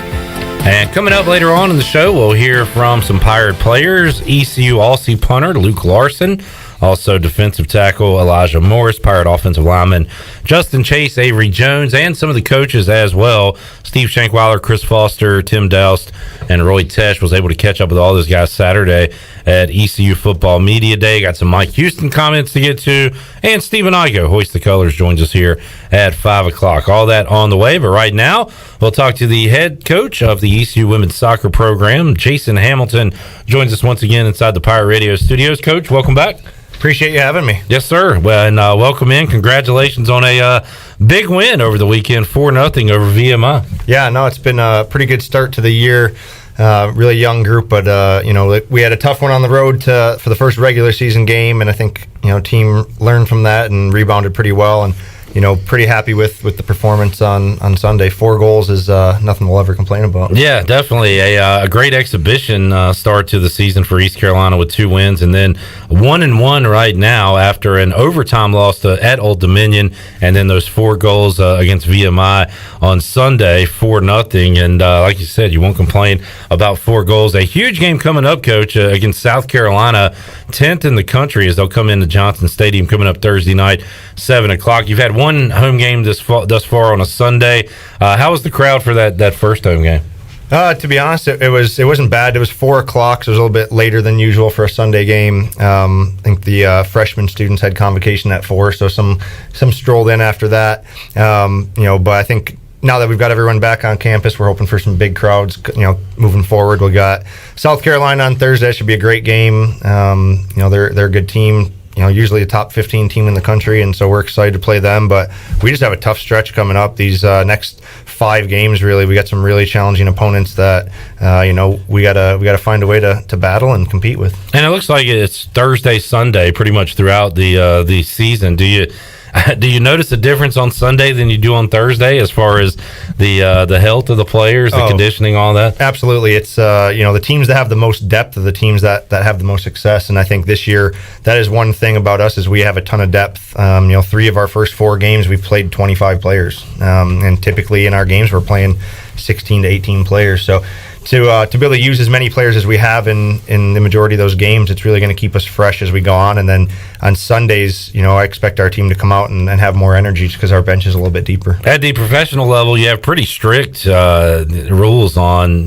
playing players from the bench. How about in college? Is it unlimited? Well, because we're unfortunately the only soccer league in the world that plays 2 games in a week. You have a little bit more unlimited subs. So you have once someone comes out in the first half, they're done, and then the second half they can re-enter. But yeah, you gotta have that in the college game. Playing 2 games this close, it's new for a lot of our players because last year with COVID we played a shortened season. We only played 1 game a week, so all of our sophomores are used to playing 1 game a week, getting 4 days of training, and it's a little bit quicker turnaround here, and a lot more on their bodies. Well, that's interesting. Have you and other coaches talked about maybe fixing this where you could play 1 game a week? Is that even feasible? The men's side has been pushing for it for a few years. They want to go to a year-long calendar where they're playing half the season in the spring, half the season in the fall. There's just so many challenges with that, and student athletes graduating mid-year and them wanting to focus a little bit more on our team. We've got a lot of people in medical sciences, and we use that spring to have conflicts with classes that we might not have in the fall, and kind of allow them that freedom to be in nursing or pre-med and all that stuff. Gotcha. Talking to Jason Hamilton here inside the Pirate Radio studios. South Carolina coming to town on Thursday night, 7:05. So under the lights there at Johnson Stadium, and coach at South Carolina, a tough opponent, and it looks like your non-conference is got some tough opponents, and of course conference play. We know how good the league is from your previous appearances. You got a tough schedule, it looks like, this season. Yeah, absolutely. I think we're at a place in our program now, year 4, where we've got a really, really talented group, the depth that we talked about, and we have to challenge ourselves in non-conference to prepare for the conference. Our conference will have, I think there's already been 3 teams in the top 25 this year, and I think you might even see 1 or 2 more sneak in there when it's all said and done. And so, challenging ourselves with South Carolina and Duke that are, top 10 teams is something we have to do. But then even, looking at High Point, they lost 1 game last year, and it was in their conference championship, which was to Campbell. And then we turn around and play Campbell the next day, or the next game. So VCU's always had our number. They're just a super physical team. So we got a tough stretch here, but I think that's going to get these younger players ready for conference play when we start in a month. And made a run last year, got to the conference tournament, and I'm going off memory, I believe, semifinals, and ran into South Florida. Is that right? Yeah, so we've 2 out of 3 years that we've been here as a staff, we've been to the conference semis and finished in the top 4 in the conference. And I think that's a really good achievement for our program in this conference. It's a really tough conference. It's a top 5 conference in the country. So we're trying to get over that hump now and see if we can get ourselves into the finals. And we've run into South Florida both times, and they've really been the top team in the conference these past few years. We talk about it on the football side. Mike Houston going into year 3. You talk about going into your 4th season here. How has recruiting changed? How have you tried to take ECU women's soccer up a level or two? Yeah, I think this year really shows that in our sport it's pretty unique. We recruit a little bit further out than some of the other sports. So these young ladies are trying to decide where they're going to school as a sophomore, and trying to commit that August 1 of their junior year. And so it's a little bit different. I think this is the first class that we really got to start from day one within the recruiting process. And if you look, I think of our 8 freshmen, I think 7 of them have started a game so far this year. So it's a really good group, and not just people from local area. We've got Holly Schlegels from Colorado, Haley McWhirters from Texas. We've got a few locals, northeast part of the country. So we can really recruit from all over the place. And I think with the success that we've had those first few years, we're now getting some attention from players a little bit further away that we might not have in the past. So a young team, you still have at least a few veterans, or some names I recognize. Kim Sanford, most notably, coach. So who are the leaders on your young team this year? Yeah, so I think if we look at our sophomores from last year as freshmen, because their year of eligibility didn't go against them, so we have 20 freshmen on a team of 29. Wow. So it does make us young, but we've got Kim Sanford's she's used the extra year, so she's in her 5th year.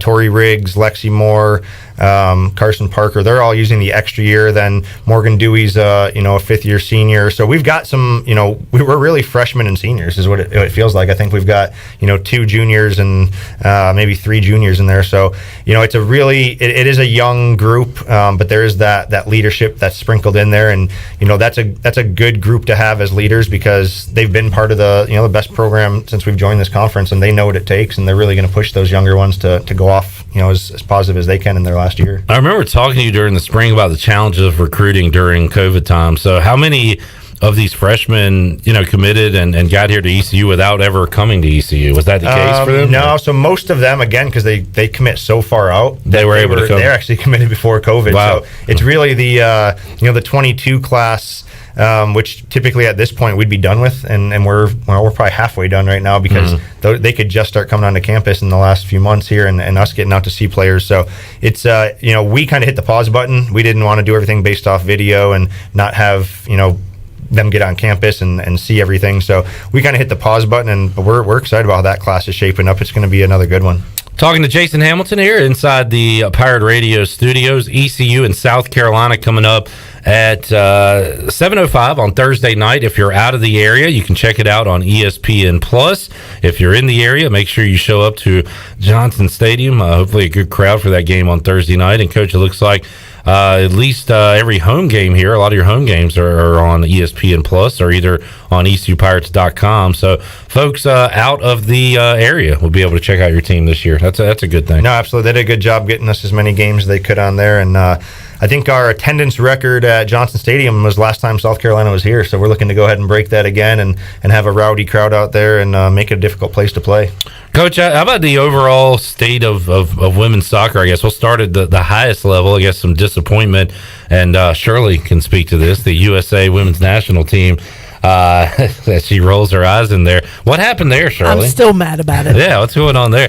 But is that a case where, I don't know, are we not the top dog in women's soccer in the world? Was that just a hiccup? What do you think happened? I think it's just, there's a few things. I think we are the top in the world still, but it's getting the best players in there I think having change. I think we had some players in there who had so much success over the years. It's hard to get players like that out. One, you want their experience, but two, you kind of want them to leave on their own. And sometimes in in something like that where it's you're playing in a World Cup or an Olympics, which is only every few years, like you might have to force a little bit of that out yourself. And that's a difficult thing. And I think that's always been a challenge with the U.S. national team, just because they've had so much success. But I think it's a little bit of a gut check of, hey, it might be time to bring in some younger legs and some fresh faces that are out there, because there is a lot of talented players playing in the NWSL that are young, that haven't had too many opportunities with the national team, that I think you'll see there in the next couple of years. And it's maybe that kind of happening on the men's side, where they have kind of embraced a youth movement and some new talent. Absolutely. I mean, there's a ton of new faces. They don't have people hanging around longer than they should anymore, and they've had a lot of success over these past couple of years. I think there's a lot more people that are excited about the men's program than they were in the past, and it's even for the women's team, you can't win everything, and so that's true. You got to kind of just expect them to win. You got to take those punches in the gut and reload and just kind of get ready, and so it kind of humbles them a little bit, and I'm sure they'll come back out and have success in the future. How about from a youth standpoint, Coach? How much has it grown since you've been involved in coaching soccer, and is it where it should be? Are you happy with where women's soccer is as a whole across the country? It's unbelievable. 30 plus years ago is when I got involved in the game, and just even the amount of Division I programs that there are, the amount of clubs that there are, it's everywhere. The game is everywhere, and I think you see that with as much that's on TV, not just on the women's side, but even on the men's side. Before, I remember in my early 20s, I'd have to go find an English pub or somewhere to find a game on TV, and now you can barely turn on the TV without seeing a Serie A game or an EPL game. It's all over the place. So that's a great sign, and I think it's really grown in our country a ton, and the MLS is surpassing some of the other sports in attendance, and they've got some really good crowds. You look at LA and Atlanta, and then they've got some good things going on. So the sport's grown a ton, and it's an exciting thing to be a part of. So Charlotte will begin play in 2022. Charlotte FC in the MLS, and there is teams around the state of North Carolina. FIFA helped me get involved into watching soccer, the video game, but really NBC Sports picking up the Premier League years ago kind of got me into it because the games were readily available. And my thing was, Coach, you see the crowds, and I just thought, if they're that into it, there's something here that I'm missing as a sports fan that I need to get involved in. And I started watching it, getting to know the teams, getting to know the players, and it's been a lot of fun. One thing I don't like, I thought it was bad over here in the States, but they will fire a coach in 2 weeks, and if your team doesn't have the right amount of money, the players going in and out is tough to keep up with too. It is cutthroat. I mean, it's you look at the landscape and the footprint of especially in the Premier League, you're looking at small little towns that have these big professional teams, and they're 2 miles away from another team. So it really is inside the borders of your town or your city. And so, those players are seeing people at the restaurants and at bars. And so, the fans are very well spoken over there. And they want to win. And so lots of coaches who are on a very short leash and get ran out of town pretty quickly. It's cutthroat. I wouldn't want to be part of that. And those fans are passionate, and so passionate, in fact, they were having the Super League talk, remember? And the fans kind of revolted, and teams started pulling out due to that. Absolutely. So they've got a lot more power over there.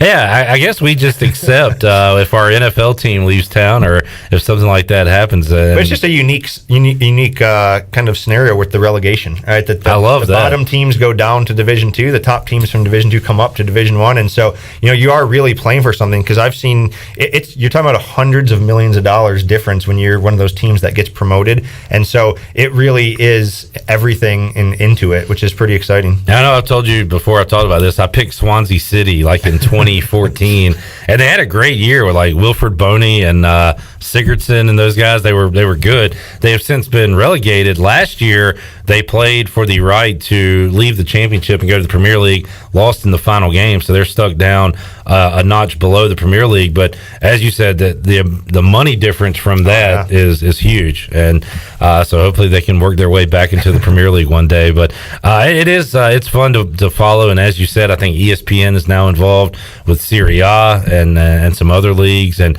you see MLS is always on. So it is, and it's kind of a joke. Like, people smirk at it, like soccer is the sport of the future, because I've been hearing about that my entire life.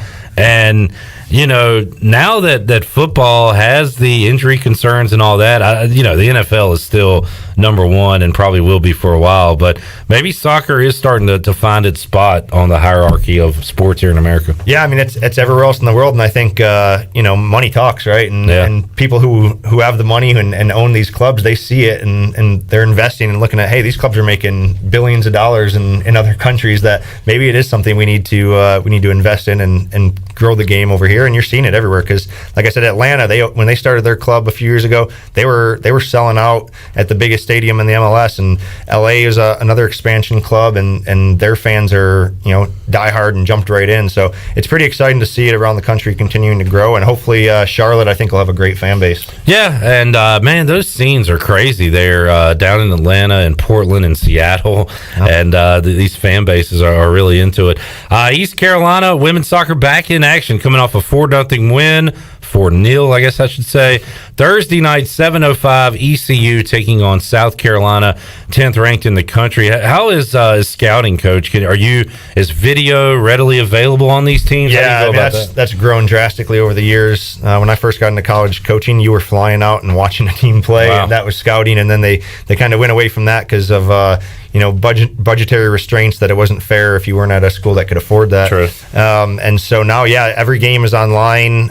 We have a database that's all the games are shared, and so I mean, they've only played one game so far this year because of they had a game canceled because of weather. So we've only seen them play once, but we went back and watched all their games from last year and try and get as good of an idea. I think that's one unique thing about this year is most of the teams because everyone's coming back. Yeah. We lost, I think, 3 or 4 players. They've only lost 2. So you have a pretty good idea what they looked like last year, and it's just what new players do they have that can be impactful. But they're just a good, very well coached team, and every year they just turn over new ones and get to put a good group out there. And we kind of skipped over this part, but Coach, what was your off season like? Those very few months. Was it work? Were you letting them rest? What was that like for you? So they wrapped up in April, and they had a couple months to kind of go off and play summer ball and train on their own. The recruiting opened back up, so we didn't get much of a break at all. We jumped right into recruiting. So I think it was June 1 and then July 1 were the dates. I think we could start recruiting, and then we could get people on campus. So it was crazy for us because we were trying to catch up on 22s, start with the 23s. And then our players, they come back in early July and start training on their own and working out.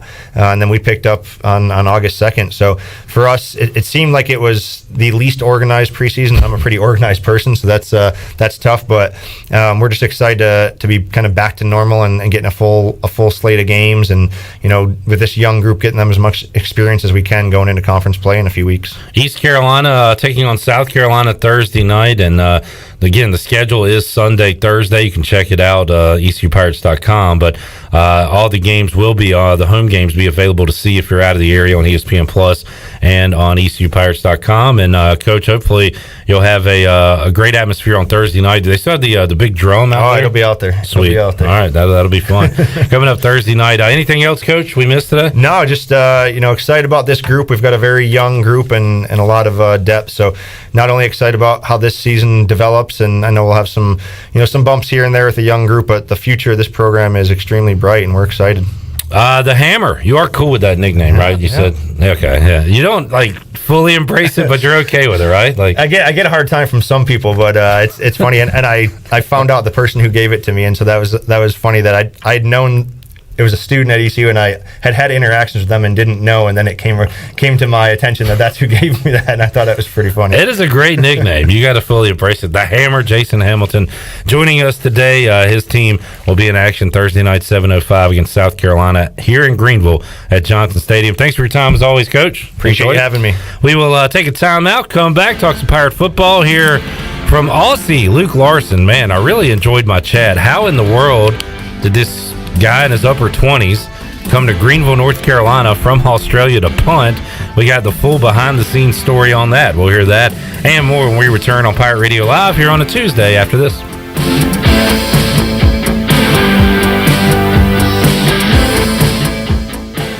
Hey Pirate Nation, this is Amanda Houston, and when it came time to make the game-winning play for relaxation at our house, I made the right call to Jamie Lang and Carolina Hardscapes. Jamie and his team built the backyard oasis of our dreams with a beautiful custom paver patio, outdoor lighting, and fireplace. Make your backyard incredible and call Carolina Hardscapes today at 364-1201 or visit their showroom on Fire Tower Road across from Bostic Suck. Go Pirates! To some, that may just sound like ice hitting heavy-duty plastic. But to a Bud Light legend, it's a signal that says it's time. Time to dust off the barbecue tongs and load up the cooler with 37 Bud Lights and an assortment of dips. Because it's time to take back all the fun we've missed. Welcome back, Bud Light legends. Let's take summer by the coolers. Cooler up at BudLightLegends.com. Enjoy responsibly. 2021 AB Bud Light Beer, St. Louis, Missouri. For the latest from the world of golf, tune in every Saturday morning from 8 to 10 for the Golf Shop Radio Show. Hosts Mark Greenhelves and Matt Blanchard talk golf from tee to green and everything in between. If you like golf, you're gonna love Golf Shop Radio. Before you tee up, drop on in. Welcome to the Golf Shop. Hello, Pirate Nation. This is Bram Anderson from Tiebreakers, and we are excited to announce that we will be opening our second location in Winterville soon. Right now, our growing company is hiring team members for all positions for both locations. We need managers, bartenders, servers, cooks, and dishwashers. If you're looking for an opportunity to be on a fun and exciting restaurant team, then come see us today. Apply in person at Tiebreakers at Bells Fork. Check us out at tiebreakersnc.com. Safety comes first at Greenville Utilities. Did you know that by itself, natural gas is completely odorless? As a safety precaution, a chemical is added to the gas that gives it a distinctive and unpleasant odor. This allows you to detect the slightest amount of natural gas both indoors and outdoors. If you smell a strong odor of natural gas in or near your home, you should immediately call Greenville Utilities. GUC maintains staff around the clock in order to provide immediate response to emergencies such as natural gas leaks. You can count on GUC to keep safety job number one. We paid how much for those lessons? Shh, she's doing great. Oh yeah, totally. Can you pass me a Pepsi Zero Sugar? Great job, honey! Oh, look at that. That's not the end. No way. Now it's time for the encore. You know what? You're right. 5 times? Not enough times. For everyone who traded in rock concerts for their kids' recitals, you've compromised enough. Pepsi Zero Sugar. That's what I like. Here is your ice-cold Pepsi Zero Sugar, sir. Oh, thanks. Wanna watch the game? Ooh, little sports ball on a Sunday afternoon. Don't mind if I do. Hey, did we win? It sounds like we won. It's still the first quarter. I must be lucky. People say that about me. Tough break on that free throw there. Shouldn't be doing that. Dude, we're watching football. Come on. For everyone who spent the entire game explaining the entire game, you've compromised enough. Pepsi Zero Sugar. That's what I like.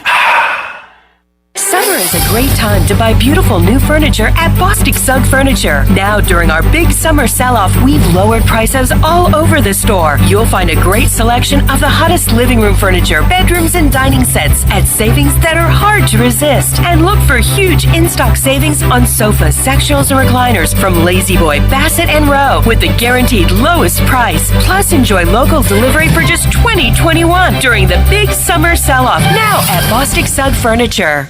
Hi, this is Parker Bunch. When I'm not hitting dingers or going viral, I'm listening to Pirate Radio, the voice of the Pirate Nation.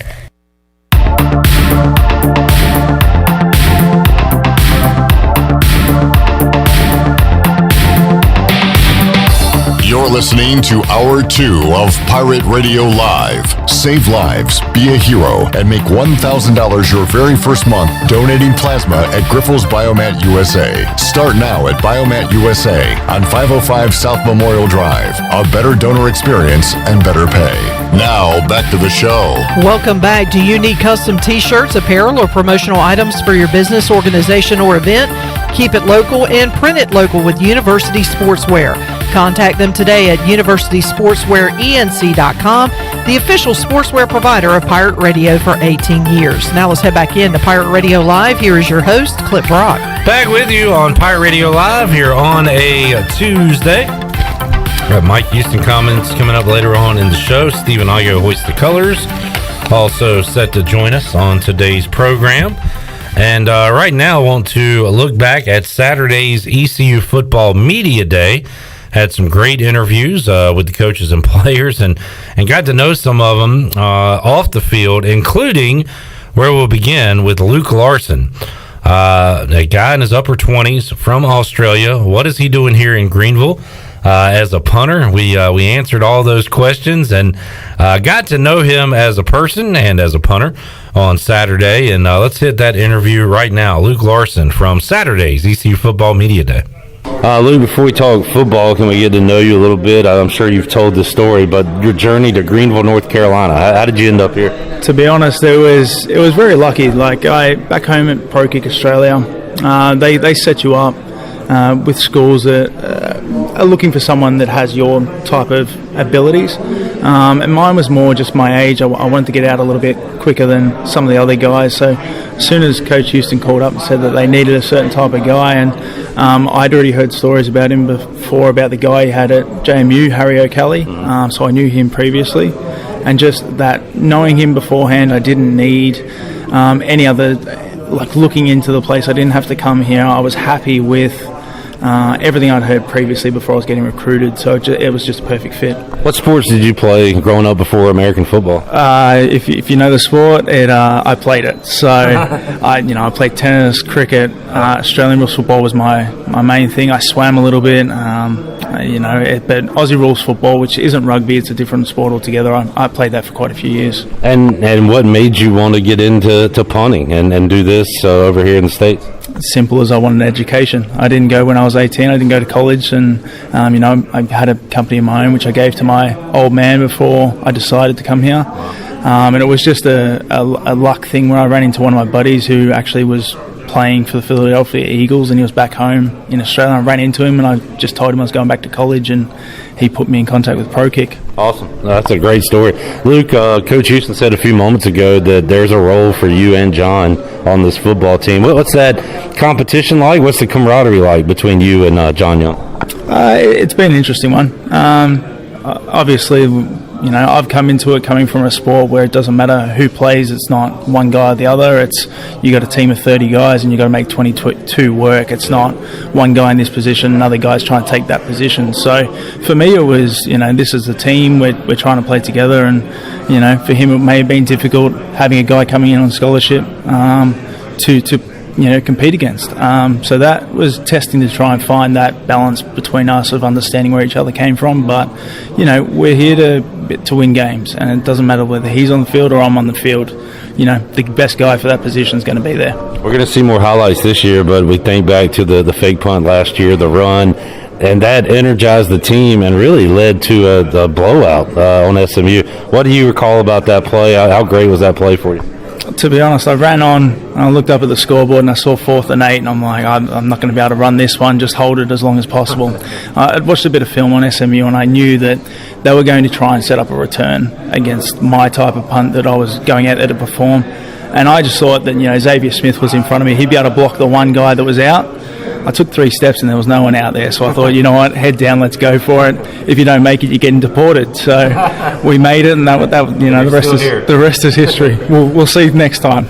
All right, Luke Larson has not been deported. He is still here, and we'll see how the next fake punt goes. Really enjoyed catching up with Luke Larson there Saturday at ECU Football Media Day. We didn't know much about him. This time last year, we did not know much about Elijah Morris either. In fact, I think they just refer to him as a number out on the practice fields, but he has worked his way not only from walk-on to scholarship, but from a starter to a leader on the defensive side of the ball for East Carolina. And we caught up with the defensive tackle, Elijah Morris, Saturday at Media Day. Elijah, what a difference a year makes for you. Honestly, we didn't know a ton about you last year, and now we certainly know who you are. How's it been like for you becoming one of the key members of this ECU defense? It's an honor, really, and a blessing to be here and be with this great team. I love it, man, and I really look forward to what we're going to do this year. The defense made strides in year one of Blake Harrell. How do you take that up another level in 2021? Well, one thing I think was one thing about last year was we had a lot of youth, and we still do. So, we have a better understanding of the playbook. So, we could really fly around, play a lot faster. The game slows down for us. Yeah. So, and a lot of veterans at the linebacker position and even in the secondary. You guys up front, still overall pretty young. How hungry is that group, your defensive line there? We're hungry. I mean, after that game, the SMU game, I keep bringing it up. We want to ride that momentum and carry it over into this first game and into this season. So we're hungry, man. That's a good point. You brought that up. I remember after that game thinking, man, I wish there was another one next week. I'm sure you felt that way, right? Definitely. I mean, a win like that and the way we did it, you're ready to go again the next week, and that's why I can't wait. I really can't. And you still hadn't really felt it with all the fans backing you, right? How excited are you for that? I'm excited and maybe a little nervous to keep it, to be honest. It was a lot different last year. You play in some of those NFL stadiums like the Eagles and Buccaneers, and it's an NFL stadium, but it kind of feels like a scrimmage almost. Yeah. So I can't wait to see this stadium and Bank of America packed out. Yeah, what's the difference between the fall camp you've gone through and these game week practices you're getting ready for? Is it tougher, easier? Well, what do you got coming up here? I think the fall camp, you're locked in on the opponent. You're studying, you're game planning, and then you're going out there to execute. Whereas in fall camp, we're more. There's a conditioning process almost, just getting you ready in game speed, and just getting back in the playbook, understanding the plays. That way we'll be ready for when we prepare for game week. All right, Elijah Morris there. Great catching up with that young man Saturday at Media Day. Justin Chase has a personality on him and also a radio background. You'll hear that now. He was alongside of Avery Jones. It was great catching up with those two offensive linemen together who came in last year. Now they know their way around campus, Greenville, and inside the locker room as well. Justin Chase and Avery Jones, two guys that will be likely starting on the offensive line for the Pirates, and here's how they sounded on Saturday. All right, we got Justin Avery here. Justin, you're telling me you got a background in radio, right? So, my family own radio stations, Christian Broadcasting. We got one in Edenton, North Carolina, 100.1, and then we got a few in Virginia and in Mississippi. So got a good background in radio, yes, sir. Is this your radio voice or your normal voice we're talking in now? My radio, my preaching, a little bit of everything. That's good. Yes, sir. Avery, you got any experience in the radio land? Not too much. I helped him move some stuff out of the radio spot. Help move a transmitter. Yes, he did. Yeah, that's about it, though. Guys, what's it like coming in there this year compared to last year? First of all, you know your way around, but secondly, you get a full spring ball, full fall camp, no stoppages. How's it been? We'll start with you, Justin. Man, it's been great, especially for somebody like me and even Avery coming in like last year during the COVID year. We're able to meet with Coach Shank more, understand the plays better. So now when we get out there, it's just second nature, and you're not having to second guess yourself in what you're doing. So it's been invaluable. Avery, you feel the same way? Yeah, I feel the same way. Me and Justin came in at a weird time. We had to rush to learn the plays and really just jumped into the fire. So I feel like this year we really just took our time learning the plays and really took that next step. How are you feeling snapping the ball? I don't know if it's a new spot. Have you done it in the past, and how do you feel? A while ago, but I think at first I struggled a little bit, but now I think just repping it a lot and getting my routine down has helped me a lot. So I think my snaps are pretty good. I asked Steve Shankweiler this. He told me to ask the players. He's been around so long. I wonder how he can still relate to guys your age. So what is it about Steve Shankweiler that all his former players really respect the guy and say he's a hell of a coach? I guess I've always been taught since I was young that the best way to gauge a man or a person is by his word, his character, and his reputation just speaks for himself. And he treats us the same way in the meeting room, off the field, a phone call away. And don't let Coach Shanks firm demeanor just play with you. But he's a funny man. He's a comical guy. So yeah. Avery, you been enjoying your time with Coach Shanks? Oh yeah, he's a very high character guy, real technical guy. Really taught me a lot.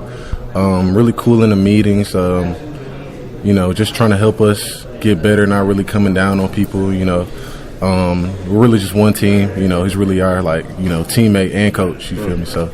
Yeah. So there's the technical side. How about the physical side? What's it like going through a workout with Big John, or several workouts, I guess I should say?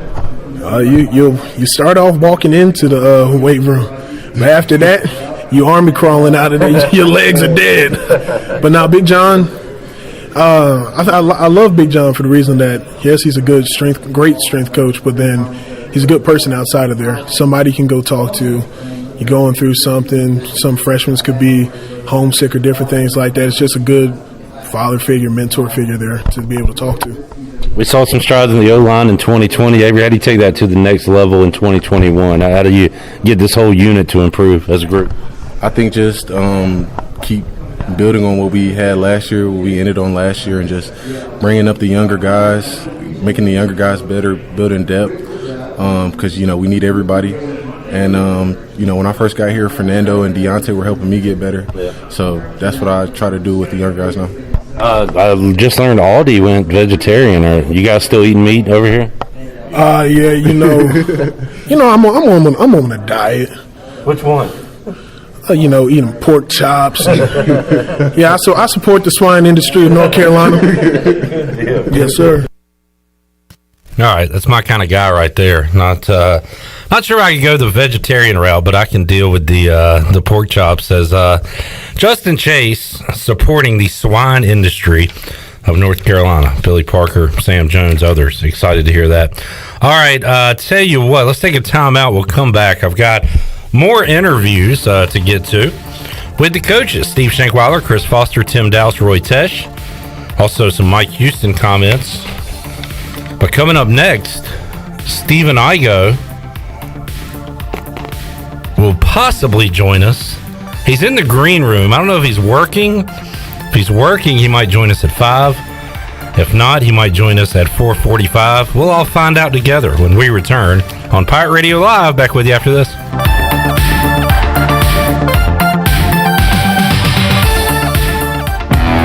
Hey Birdland, the Orioles Ticket Marketplace is the best place to score Orioles ticket deals, including single game tickets, ticket packs, special offers, and more. The Orioles Ticket Marketplace is the fastest, easiest, and most affordable way for you to purchase tickets. By using the Orioles Ticket Marketplace, you can beat the lines at the box office. This is your one-stop shop to get exclusive deals, so check back often for the latest opportunities. Don't wait. Visit the Orioles Ticket Marketplace today at Orioles.com/tickets. When your family gathers around a shakaroni from Papa John's, you're sharing more than extra cheese and pepperoni. You're sharing scholarships, meals, and laughter. Because $1 from every shakaroni goes to charity. That's pizza with a purpose. Hey, Pirate fans, the Shakaroni Pizza is back, and only for $13. Plus $1 from every purchase goes to charity. The Shakaroni is an MVP move for game day or any day. Place your order online at papajohns.com and sign up for Papa Rewards. Papa John's, the official pizza of the ECU Pirates. BMS Builders is your premier custom builder in eastern North Carolina. With Blackwood and Mills Creek in Greenville, Dalton's Cove in Farmville, and Belmar and Ayden, these are just a few of the developments featuring BMS Builders homes. They can build the home of your dreams. Just ask Dr. Dennis Ross in Greenville or East Carolina football coach Mike Houston. They built their homes, and they can build yours as well. BMS Builders. Give them a call at 916-1578 for BMS Builders. Did you know time spent outdoors can help improve your children's health and bring balance to their life? The Outdoor Heritage Advisory Council invites you to join the Patch program. This program is for any child under the age of 16 and includes activities like fishing, hunting, and hiking. These are just one of the many ways you can earn the exclusive patches from the Outdoor Heritage Council. For more information on how to sign up and get your adventure started, visit outdoorheritage.nc.gov. Pirate fans, get ready for a winning season and team up with Quality Equipment, your local John Deere dealer and proud sponsor of the ECU Pirates. When you do business with us, you'll get things done right. We're proud to offer a large selection of new and used John Deere equipment, a fully stocked parts department, and a highly trained staff who is here to support you throughout the life of your equipment. So get quality done right before every ECU game day and visit QualityEquip.com. In studio with Gloria from Kinetic Physical Therapy. Gloria, what is cryotherapy? Cryotherapy is when your body is exposed to extremely cold but therapeutic temperatures for several minutes. It has many benefits, including decreased pain, decreased inflammation, increased energy, and improved overall wellness. That's why at Kinetic Physical Therapy and Wellness, we offer a wide variety of services, including cryotherapy. So whether you're an athlete or whether you just want to give your health a boost, cryotherapy will help to ensure that you're feeling great and living well. So come chill with us and you'll be back for more. This is Stephen Igoe. You've heard from me plenty on Pirate Radio Live and perhaps have read some of my work on HoistTheColors.net. Now, get an extension of our in-depth coverage on the Hoist the Colors podcast.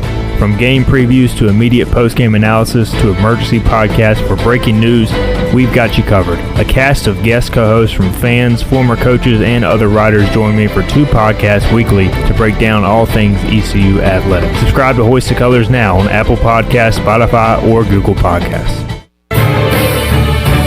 For the latest from the world of golf, tune in every Saturday morning from 8 to 10 for the Golf Shop Radio Show. Hosts Mark Greenhelves and Matt Blanchard talk golf from tee to green and everything in between. If you like golf, you're gonna love Golf Shop Radio. Before you tee up, drop on in. Welcome to the Golf Shop. This is Roger Harris, and you're listening to Pirate Radio, the voice of the Pirate Nation.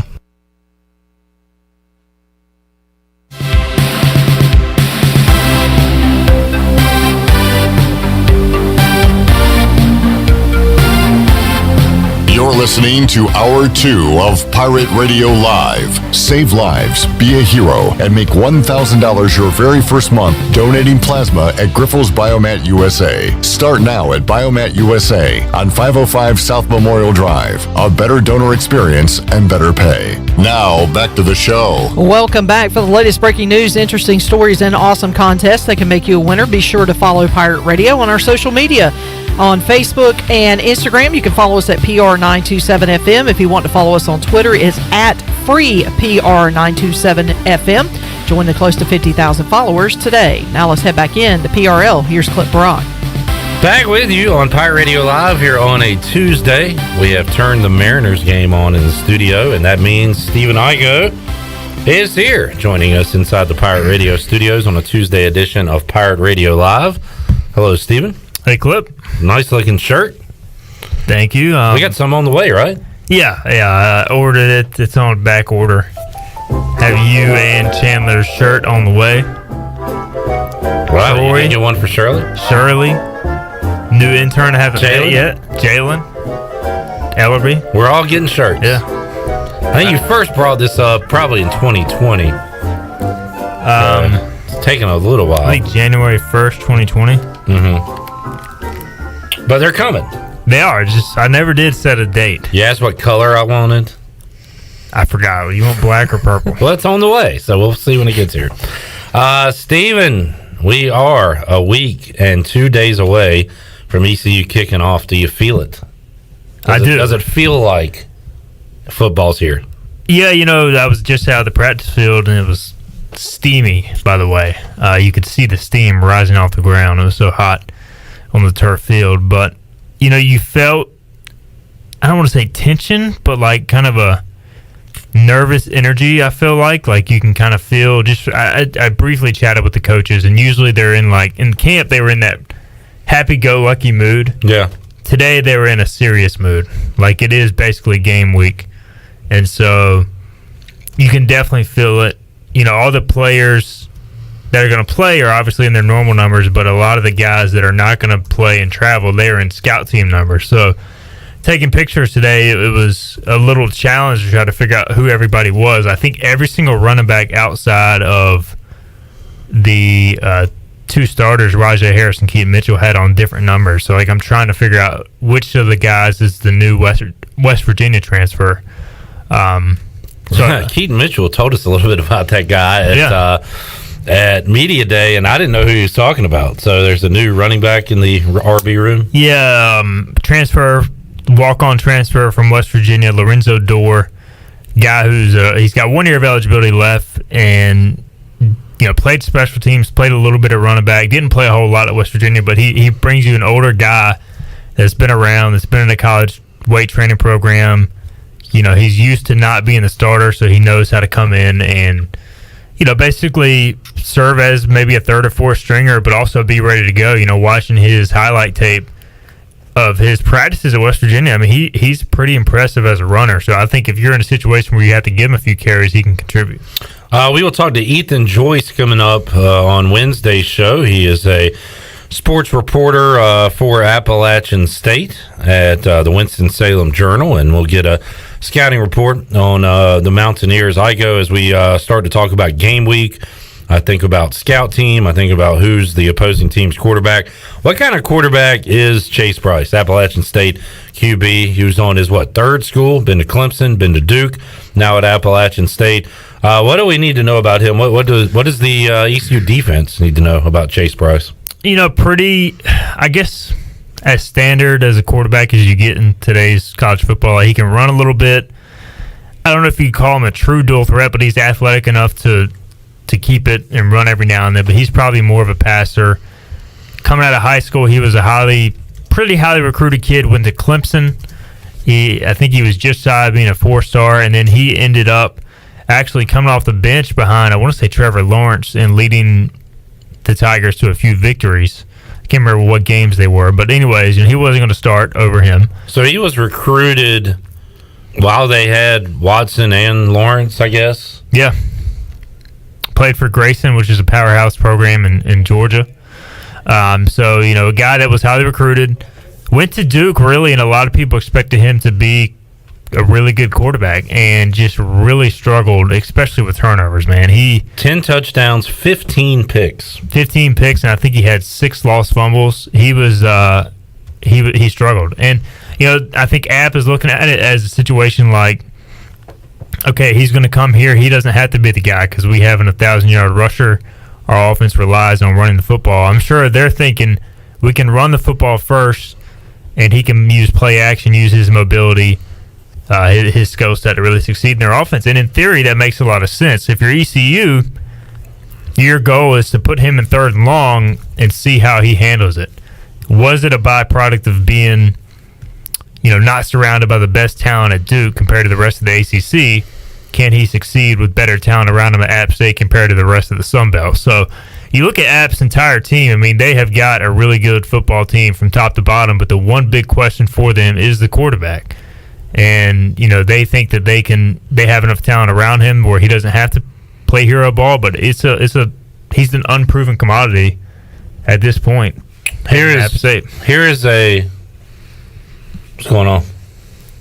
I said he's an unproven commodity. Yeah, I was so ready.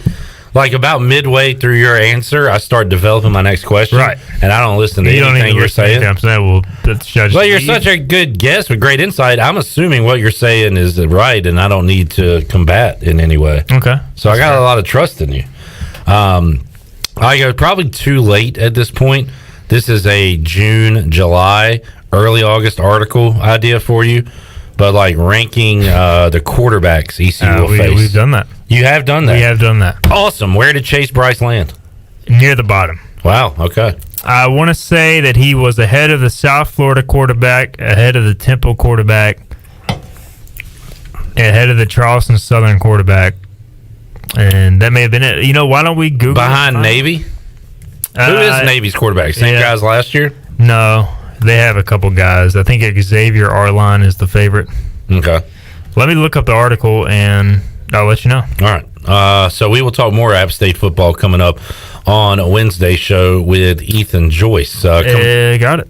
He is ranked 9th out of 12. Wow. He's ahead of DeJuan Mathis from Temple, Xavier Arline / Ty Lavate / Masai Maynor from Navy, and ahead of Jack Chambers. He is behind South Florida's quarterback. He is behind Cade Fortin / Jaron Williams, and Cade Fortin, by the way, has been named the starting quarterback. Who I'm pretty sure is Chipper Jones' son. He does look quite like him. He looks like a young Chipper Jones. I'm surprised that he won that competition because they brought in that Miami transfer, Jaron Williams, former starter with the U, and sounds like Fortin had a phenomenal offseason to beat him out. So he was the starter, then De'Aaron King from the American went in, and now that guy is in the American at South Florida. Mm-hmm. Not starting. Stephen Igoe is here. We got a couple minutes. How do I want to wrap up this conversation? Talked about a serious tone of practice this week. They'll have practice next week. Mike Houston, I heard him on the Brian Bailey show do his Ruff and McNeil, where he said Sunday is a Thursday and Wednesday is a Friday and all that stuff. So they are preparing for game week next week, where everything is going to be pushed up a tad with the game being on Thursday. But Igoe, they'll have practice today, tomorrow. How many practices do they have left before the season opener? I think they have to take a day off every week when the classes start.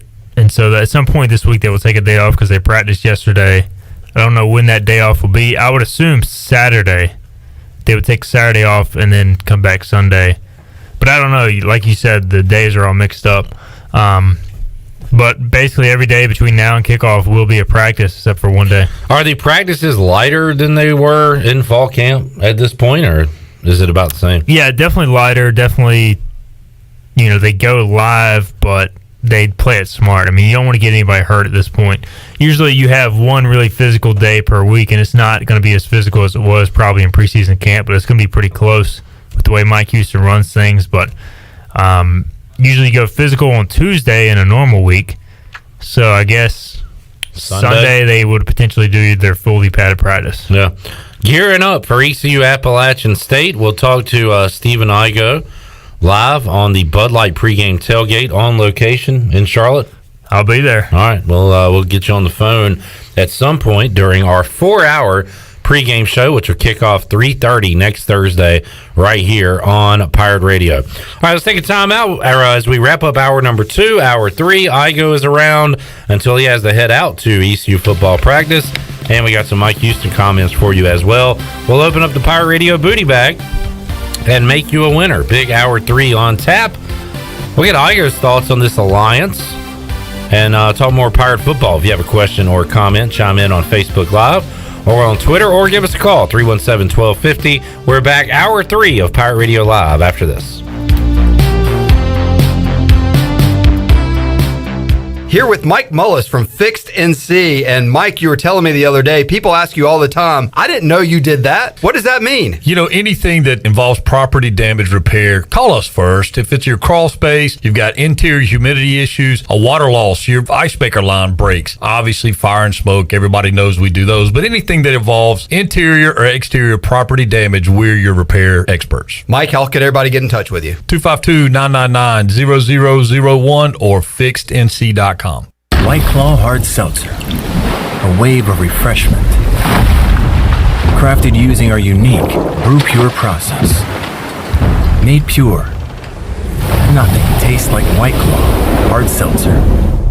White Claw Hard Seltzer, available in 5 fruit flavors, 2 grams of carbs, gluten-free, and 100 calories. Find it at whiteclaw.com. White Claw Hard Seltzer. Nothing tastes quite like it. Proudly distributed by Coastal Beverage. Please drink responsibly.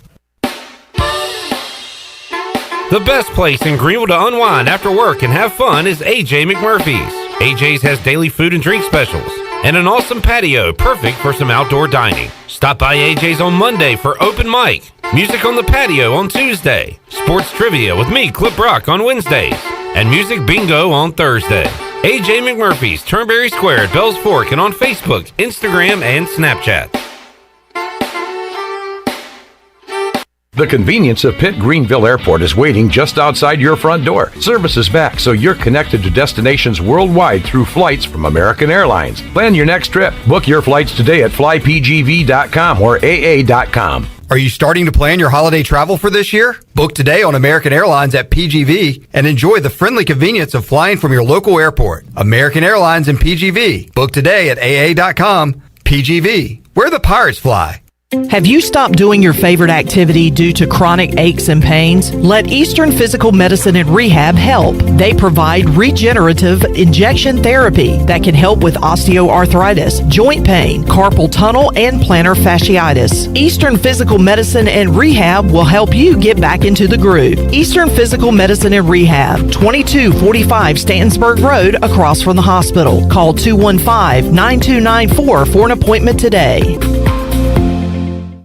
University PC Care has been the Pirate Nation's go-to IT expert since 2006. They thank you for your continued support and trust during these trying times. Many services can be done remotely and free pickup and delivery is available. As a Dell business partner and Apple authorized service provider, you can count on University PC Care for all your personal and business tech support needs. To make a remote appointment or to bring in your device for service at their Greenville or New Bern locations, call 558-1280 or go online at universitypccare.com.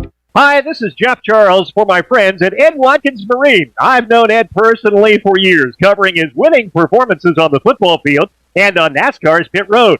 Now Ed is winning on the water, and you get to win too. You win with awesome boat prices from Ed Watkins Marine, and of course, great service after the sale. If you're looking for a new boat, contact Ed Watkins Marine today. They will deliver anywhere. Find them online at edwatkinsmarine.com and tell them the voice sent you.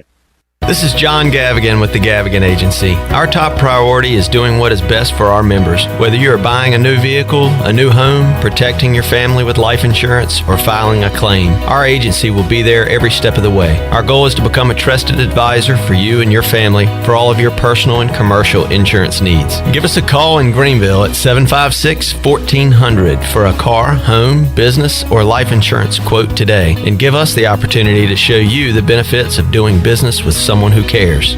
This is Pirate Radio, WGHB Farmville, 1250 and 92.7 FM Greenville, WDLX Washington, 930 and 104.1 FM Washington.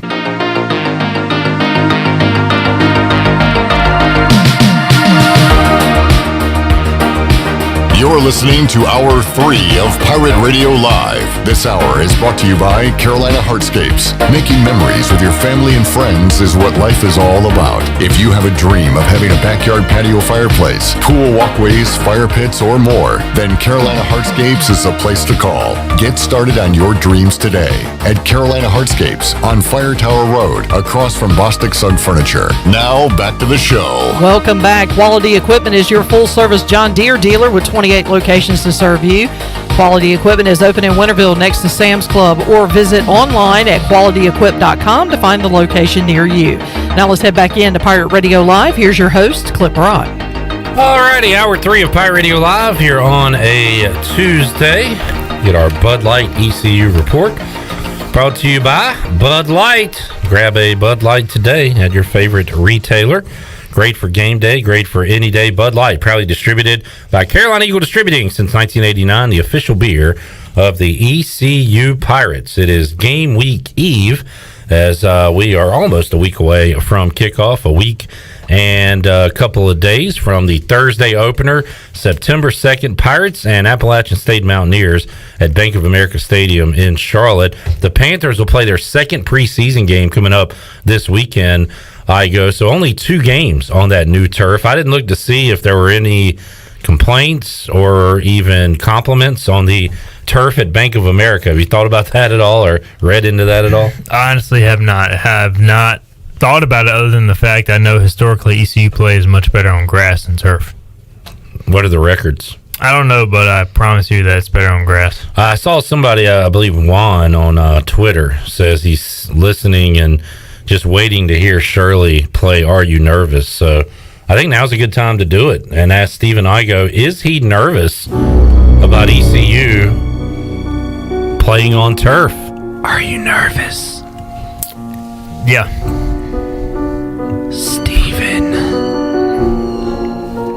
Are you nervous? Does the app play on turf? Like game surfing? I'm going to say yes. Are you nervous? We just found, might have just found a key component to the game we have not talked about yet, and that is the turf and Appalachian State at Kidd Brewer Stadium. How do I find out if they play on turf? Say in that little right-hand box. All right. The practice fields are says turf, surface. right? Field turf. Oh, I see. Field turf. Played on AstroTurf from 1970 to 2002.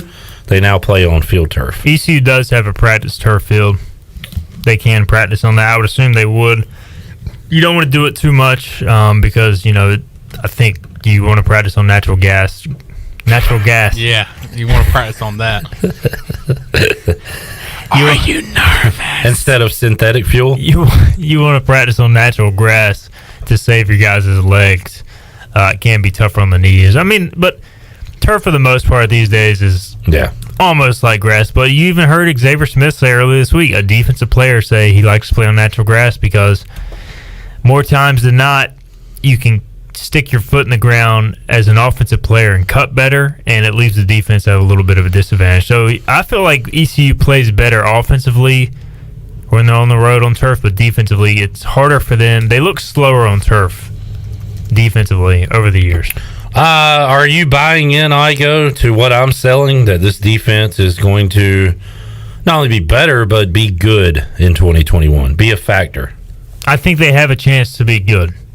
I want to see certain things take place before I say they're definitely going to be good. What do you want to see? A pass rush? I want to see a pass rush. I want to see safeties be consistent. I think they have as much talent in the safety room this year as they've had since the Van Eskridge days. Like, it's been so long since ECU had a consistent, dependable set of safeties. I think I saw it. I don't know what I was reading on Hoist the Colors, but one of the threads, somebody said this will be the best defensive back group since Van and Emmanuel Davis. Yeah. I guess is Travis Simmons in that era? He was that Tulsa, the team that beat Tulsa. That was Van, Travis Simmons, Emmanuel Davis, and who was the other safety? Dakota Marshall. Dakota Marshall was on that team, but they had somebody else. Was it Leon Best? Maybe. Yeah. It was after Kyle Chase. Yeah. So Leon Best won. He did. Yeah, that was good work there, Chan, man. Last year, East Carolina gave up 35 points per game. Steven, what is a good number for them this year? Can they get to 32? Can they get to 30? I think if they get to just under 30 or around 30, that would be a noticeable jump. I mean, they gave up 40 plus in conference action in 19 and lowered that number drastically. So I think that they can make a noticeable jump. I mean, the problem is you just playing so many good offenses. I mean, App State is really good. South Carolina, I think they can handle if they can handle that rushing attack. The one thing that worries me is the D-line against the running game, because I feel like at times ECU does over-pursue because they're so aggressive against the run on play action.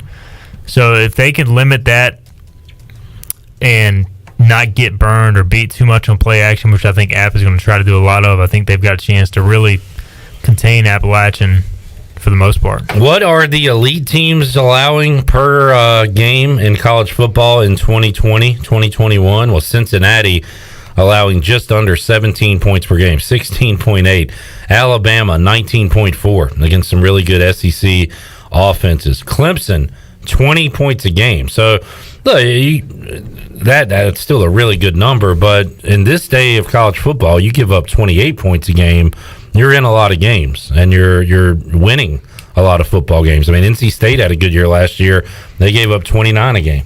Yeah, I mean, if you give up anything in the 20s, I think you're happy with that, especially based on what we've seen in past years. I mean, if you told Blake Harrell that they would average 30 points a game giving up, I don't know if he'd be happy. I feel like the expectations within the program defensively are pretty high.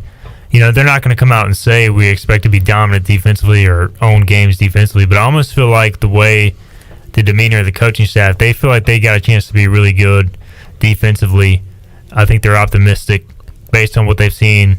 The secondary is the thing that I think has made the biggest jump, and pass rush is important. Like, I feel like football so much these days, you have to be able to rush the passer, you have to be able to cover.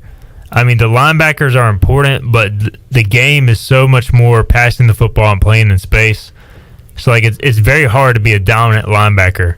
So you almost have to have either a dominant secondary or a dominant pass rush to have a really good defense. Will ECU have a dominant secondary? I don't know, but I like Jaquan McMillan. Juwan Powell has looked phenomenal in both scrimmages I've seen. Like, he just looks like a totally different player.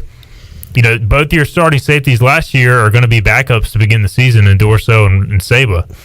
So, I mean, that kind of speaks to the level of growth you've seen in the secondary. While I'm looking at these stats, I go an ugly number for East Carolina in 2020. Pirates giving up 201 yards per game on the ground. Now, that is better than Bowling Green, who gave up 310 rushing yards a game in 2020. So it could be worse, but that number has to be a lot better. That starts up front with your defensive line, which when you look at the position groups on this 2021 ECU football team, the most questions lie on that D-line, correct? Yeah, I mean, there's no doubt. You have talent, you've got size, but those guys have to go out and execute. And, you know, they just really struggled last year to contain the run. They also had some misfits at the linebacker spot, which I think second year in the scheme will really help them. The Sam linebacker, like Jaira Wilson, Gerard Stringer, whoever's playing there, has to be more consistent in fitting the run. They just got to be more consistent. And, you know, the way they do play defense, where it's more of an attacking defensive front than read and react, you will give up a big run every now and then, but they can't give up the gash runs they did allow at times last year. Now, it was still an improvement over 19. 19, they just got mauled in the running game. You know, last year they did show some ability to get into the backfield, make some TFLs, get off the field every now and then, but they do have to be more consistent. But, you know, you would expect that with basically an entire brand new defensive line last year. Yeah, Pirates allowing 207 yards a game in 2019, and the Pirate defense, I think, showed an uptick in 2020, and now with a full offseason with Blake Harrell. It's important to remember the 19 season was skewed by William and Mary and Gardner Webb.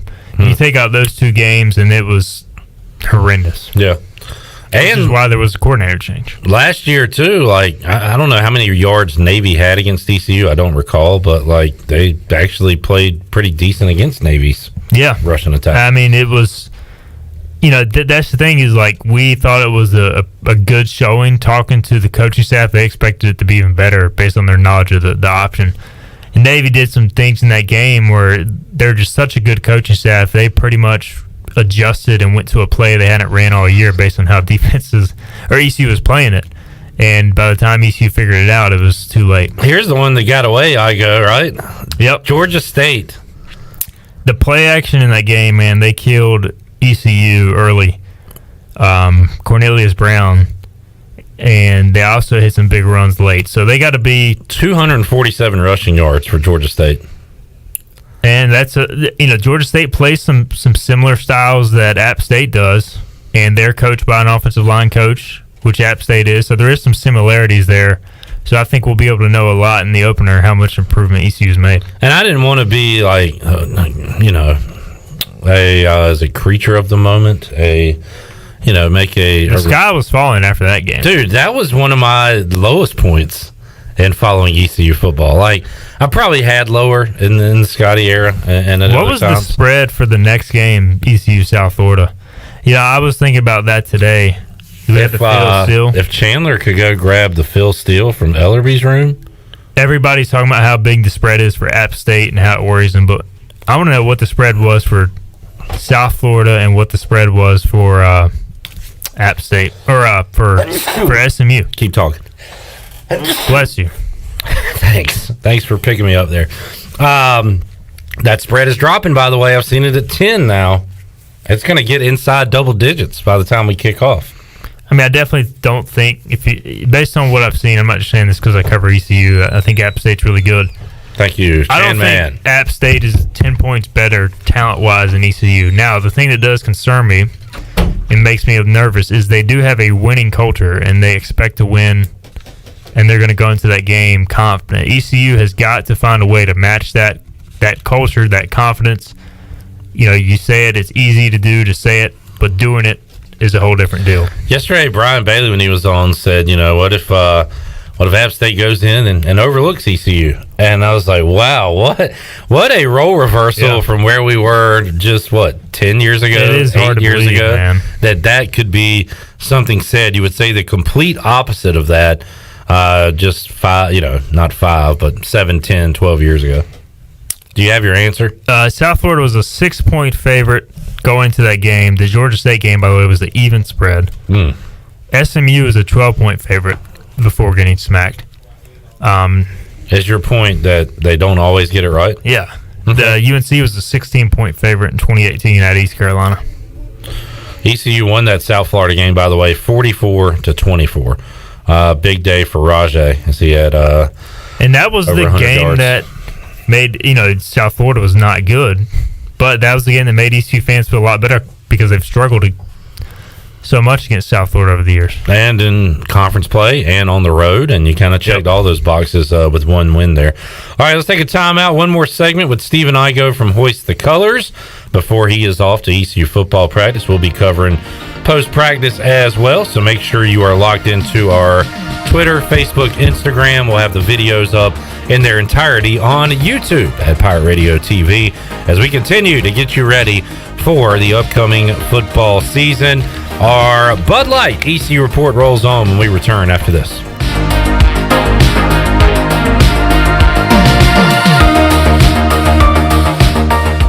Great food, great atmosphere, and great service is Ottavola Market Cafe. Ottavola is simply a restaurant that focuses on that, being a great restaurant. There's something for everyone at Ottavola. The menu offers a variety of great choices like pastas, pizzas, sandwiches, soups, salads, and seasonal rotating selections. Lunch or dinner, Ottavola is always the right call. Call ahead and get Ottavola to go, or stop by the bar for a drink with friends. It's simple. Come and eat at Ottavola Market Cafe, Red Banks Road next to Food Lion, and OttavolaMarket.com. Ottavola, pirates supporting pirates. Trying to decide where to get your car washed? Well, let Tommy's make it an easy decision with free unlimited car washes for the month of August. All you have to do is go to your app store, download the Tommy's Express app, enter code NCJM. That's the promo code NCJM. Select the unlimited quality wash, register your vehicle, and you're good to go with free car washes all of August. If you like it and keep it, it's only $19.99 a month. If not, you control it and you can cancel it anytime. Tommy's Express on the corner of Red Banks Road and Greenville Boulevard, Greenville. For the latest from the world of golf, tune in every Saturday morning from 8 to 10 for the Golf Shop Radio Show. Hosts Mark Greenhelves and Matt Blanchard talk golf from tee to green and everything in between. If you like golf, you're gonna love Golf Shop Radio. Before you tee up, drop on in. Welcome to the Golf Shop. There's no better time to drive away with a quality pre-owned car, truck, or SUV from Greenville Auto World. Greenville Auto World is your authorized rough country dealer. We specialize in lift and leveling kits along with custom wheel packages. Whether you're looking for ground clearance or enhancing the appearance of your vehicle, trust our team for your off-road experience. Greenville Auto World, 3840 South Charles Boulevard across from Hardee's at Bell's Fork, or online at greenvilleautoworld.net. The Rick House is Eastern North Carolina's premier American-style restaurant and bourbon bar. Join us at the Rick House for mouth-watering steaks and made-from-scratch pastas. Check out the 16-ounce cowboy steak and our seafood delight pasta. The Rick House is open for lunch daily from 11 to 2, Monday through Friday. Take a break from your workday with lunch at the Rick House. Join us for our legendary brunch on Sundays from 10 to 2. The Rick House, American Provisions and Spirits, 710 Red Banks Road beside the bowling alley in Greenville. At US Cellular, we believe you should get more of the latest 5G technology for less of your hard-earned money. Right now, get up to $1,200 off any 5G phone. The choice is yours. Any of our 5G phones with no trade-in or hidden fees. US Cellular, America's locally grown wireless. Terms apply. See uscellular.com for details. Now that life is returning to normal, we have found a lot of good things that came from the pandemic. One of them is not having to go to the wireless store anymore. The Cellular Warehouse team has been in the business of delivering phones to your home and office for 20 years. People found out about our free delivery service and love the ease of getting a new phone, tablet, or hotspot. Call Toby Williams today at 252-799-7051 so you can start experiencing the joy of never going to a wireless store again. Cellular Warehouse, your local U.S. Sailor authorized agent. Warren's Hot Dog Pizza, homemade lemonade. Hey, Pirate Nation, Warren's Hot Dogs, 2 locations are open for business in Greenville and Chocowinity. Both locations have drive-through windows, so stop by today for hot dogs, pizzas, subs, apple and peach turnovers, homemade lemonade, and breakfast in Chocowinity, featuring homemade cheese, ham, and chicken biscuits, plus sausage dogs and more. Warren's in Greenville, across from Ron Ayers Motorsports, and in Chocowinity next to the fire department. Warren's Hot Dogs. Want some? Get some. This is Amanda Houston, and you're listening to Pirate Radio, the voice of the Pirate Nation. Go Pirates!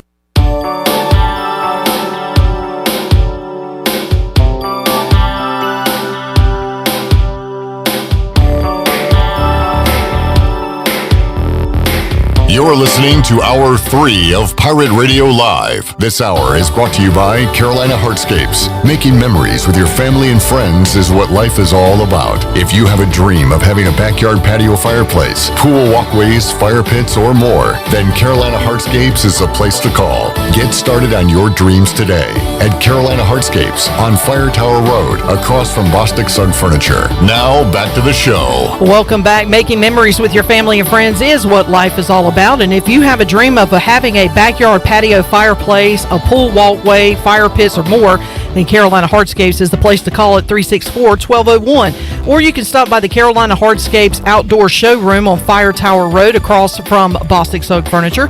Get started on your dreams today at Carolina Hardscapes. Now let's head back into PRL. Here's Clip Brock. Back with you. One more segment with Stephen Igoe from Hoist the Colors. New VIP chat up from Monday on HTC and a lot of other great stuff. Igoe covering football and getting you ready for the season. Stephen, a name to watch. You know more about this than I do, but a name I've heard quite a bit, read quite a bit. You've talked about him. And it might be tough to find a spot. You said this is a great safety group, but Tegan Wilk, his name keeps coming up. Will he be a player for the Pirates in 2021?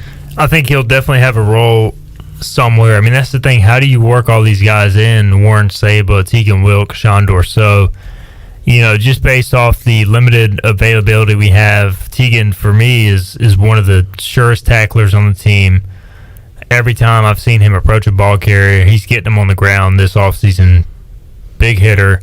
Has noticeably gotten stronger. Not the fastest safety in the world, but almost like he's kind of more of a Sam skill set wise than like a safety who's going to cover a lot of ground, but he also has good natural instincts, so he can play the safety spot. So I think he's definitely got a very bright future in this defense. I think after DJ Ford is gone, he could potentially step into a full-time role, but I think he definitely will have a role, and he's a perfect special teams player. I just would love to identify a breakout guy before it happens, because you're always asked about it.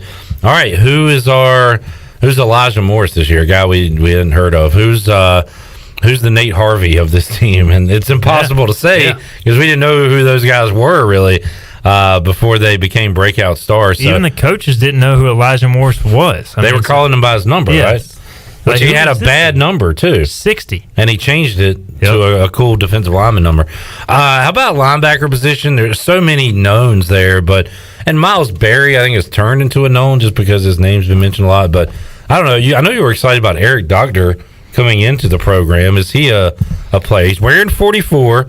Zeke Bigger. Maybe make some special teams plays for the Pirates? I think he's a guy that they're still trying to figure out kind of exactly where he fits, because he's 245, 250 pounds. Like he almost looks like a defensive end playing stand-up linebacker, but I mean, he's probably good against the run due to that size. I think him and Taylor Jackson have a role in the coming years. Taylor Jackson's another guy at inside linebacker that's young, quick, experienced. From last year, got his feet wet, that I think has a chance. And Jacoby Simpson, I was looking at him today. He's a JUCO kid they brought in.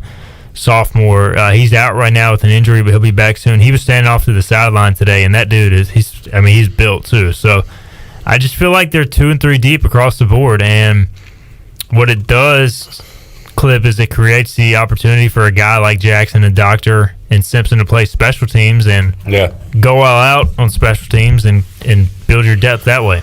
We've got the Pirate Radio Podcast Players Lounge edition coming up at 6 o'clock, and that reminded me of DJ Ford yesterday when we were talking about special teams, said he was asked he wants to be on special teams. Yeah.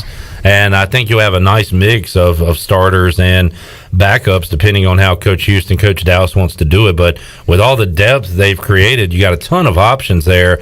And we talked about this with Tim Dallas, but at the linebacker and safety and corner position. Linebackers, safety, corners, receivers, those are the guys that are going to play a lot on special teams, and running backs as well. So I think you've got tremendous depth at most of those spots, and there's a role for all those people. You know, Coach Houston said it's going to be tough to whittle it down to 72 guys to travel with, and it really is, because in years past it hasn't been that tough because your starting safety has been your best special teams player or whatever, and now you want to utilize maybe your second or third team guy. Like Taylor Jackson, he to me is the ideal special teams guy. Demetrius Mooney's the ideal special teams guy, and both those guys are basically third stringers on paper. And so how do you work all those guys into the travel roster? I would love to be a fly on the wall for those conversations. We had our spring darling at receiver, Kerry King, wearing the 17 like Terry, Scary Kerry. He's been out with a wrist injury. Oh, man. Well, that kind of gets to my point. I feel like we haven't had a fall camp darling at receiver. It's been Sneed, CJ, Omatosho, and... Is that by design? Are they trying to hide somebody for... I kind of like it, because now I don't have... way too high of expectations for somebody going into the season, but we know somebody from this group is going to emerge this season. Receiver. Yeah. I mean, you're going to have who's the best candidates in your opinion? Savage. I like both those guys on the screen right now. Jari Patterson and Tyler Savage. I mean, basically Tyler Sneed told me the other day, he was like, Jari Patterson's still figuring out the offense, but when he gets the ball in his hands, he's electric. He can make things happen. So, you know, the problem is, how do you get him on the field? Yeah. Because he's backing up Tyler Sneed, and he doesn't really know the offense right now as far as what all he needs to do. But Savage is a guy, just talking with people, that I think can make an impact. I mean, he's a big receiver. Sounds like Tajee Hudson's really come on strong the last week or so. You know, with a couple guys out, just Cam Burnett has missed some time. So, interested to see how it's going to play out, because I do feel like after the top three receivers, like there's just a lot of unknown there. To be sure, we've seen Hatfield make plays, but to be sure, one of those other guys emerges. Like they can't just roll with four receivers the whole game. Yeah, and at the tight end position, we're kind of excited. All right, big battle here, all these new faces. And Shane Calhoun apparently has just kind of kept his spot, right, as the top tight end, which I'm happy about that, too. Remember we were talking about the guy from Virginia Tech going into that game, Boone, was it? Yep. The tight end, the all-world, he's going to line up everywhere and kill ECU. Pounds. And then he didn't do anything. I was kind of scared we were going to do that with Ryan Jones going into the year. And you know what? I wonder if they are trying to keep some things under wraps with guys we don't know about that will be making an impact 9 days from now against App State. You know, I talked with Latrell Scott at Media Day, and he basically said Ryan Jones over the last week has come on strong, and he's going to be the number 2 tight end. Now, I think you'll see Aaron Jarman and Zach Bird both play, but he made it pretty clear that Jones has that ability, and he's really starting to put it together to where he's got a chance to make an impact. So I think you're going to see 3 tight ends a lot: Calhoun, Jones, Jarman. I think Bird will get in some looks. I mean, I saw 2 tight end sets multiple times in the most recent scrimmage. I've seen 3 tight end sets, so they're going to do some different things, and really looking forward to just seeing how they incorporate those guys. Stephen Igoe, Hoist the Colors, joining us, about to head off to ECU football practice as the Pirates getting an afternoon practice in. I guess that's the schedule for the season, Igoe. The game week practices are going to be late afternoon. Yeah, that's how it's always been. other than the 1 year under Scotty Montgomery. All right, you don't have to be condescending. No, I was just saying. I know you were, but it was very condescending. That's how it's going to be, and as far as I know, Clip, that will not change. It's been like that 9 out of the last 10 years. All right, the 1 year that I'll tell you what, though, the 1 year for as much flack as Scotty Montgomery has taken, the morning practices in season were amazing. We were done with interviews at like 10:30. We had the rest of the day to write. Now we have to wait around past supper, do interviews from like 6 to 6:30, get home, have a late dinner, work. Past supper, have a late dinner. Are you going to be out there? Or are you going to use the excuse you have a show to host? I'm going to be hosting this program. They do not want me out there.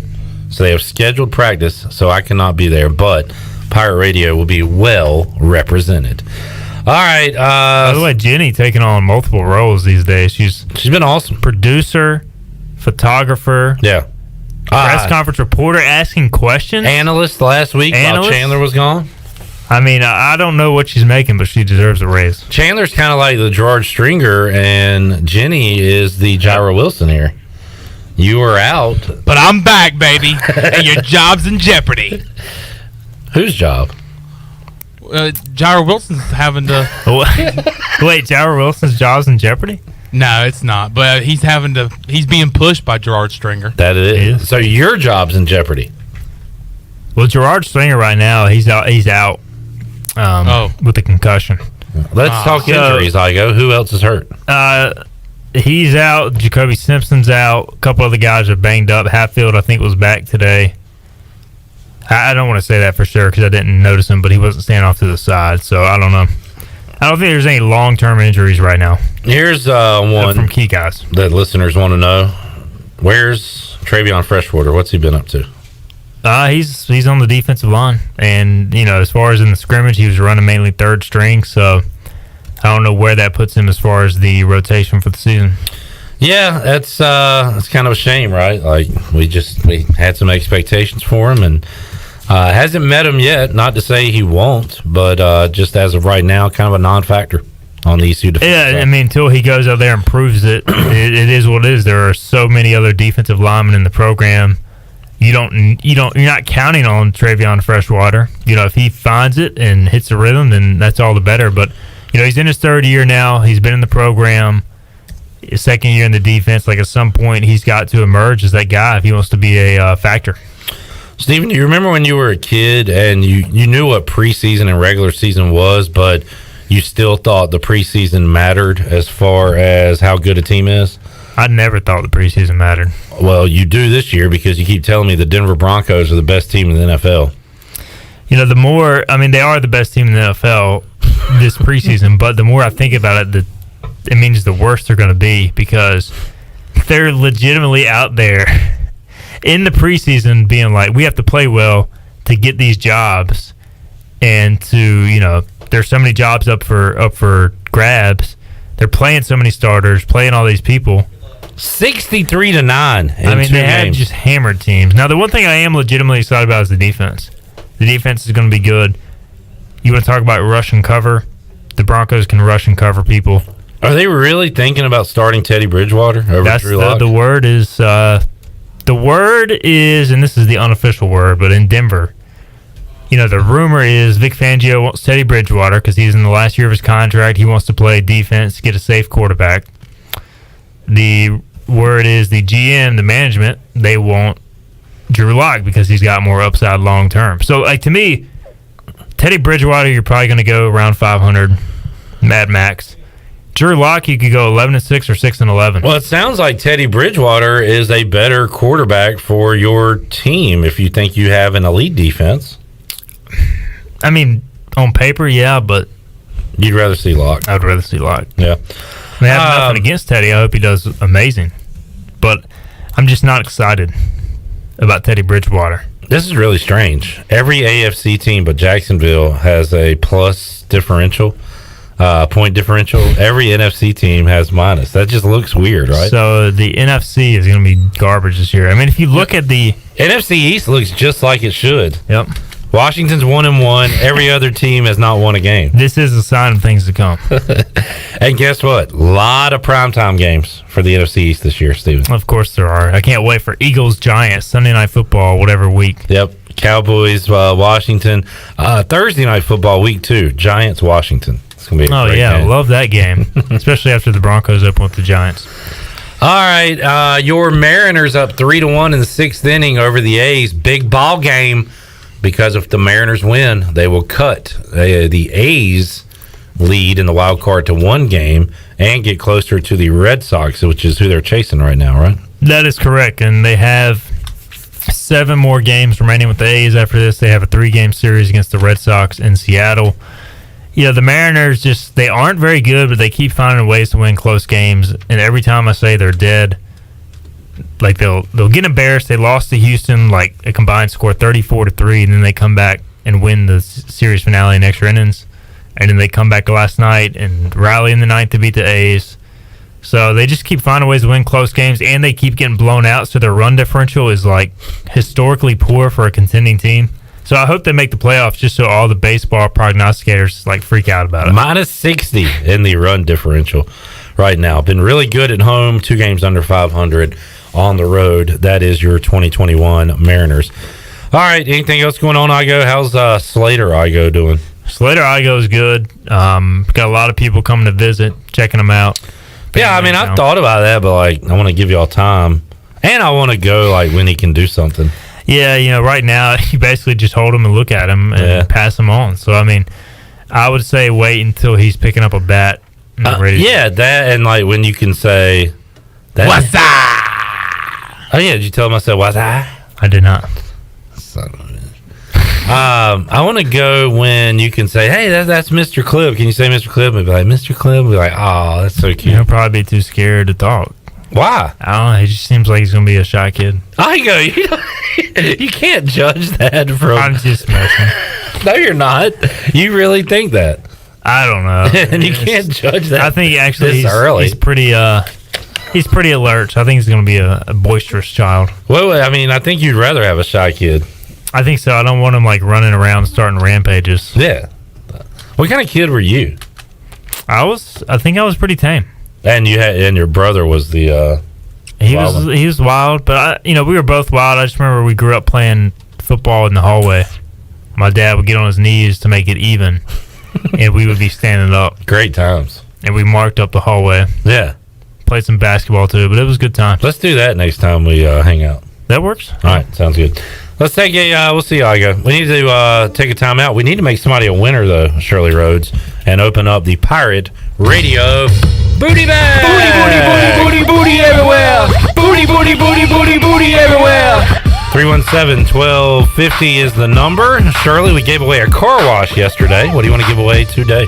I'm going to give away a Hungry Pirate, courtesy of Chico's. Oh, man, that sounds good right about now.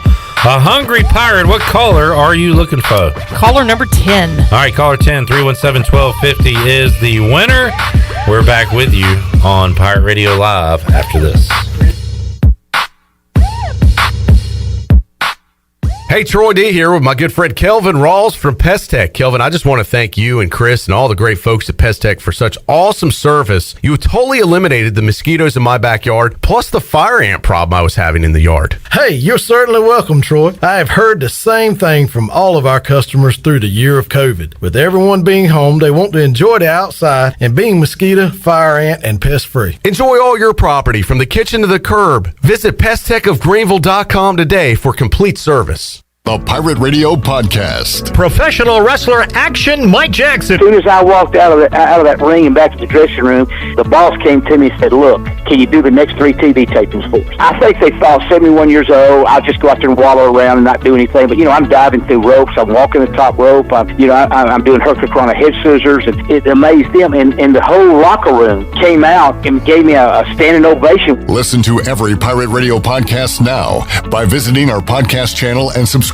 in Apple iTunes or SoundCloud. The Pirate Radio Podcast is powered by White Claw Hard Seltzer, proudly distributed by Coastal Beverage. You've worked hard to start your business and working even harder to make it successful. And that's why it's important to have a bank in your corner when you need them. This is former ECU baseball player Ashley Capps from Select Bank and Trust, and as the business world throws you curveballs, we're here to be responsive to your needs. Our team of local bankers can make local decisions and cares about you, the customer. Get the business services that are right for your business today with Select Bank and Trust. Bank local, bank select, member FDIC.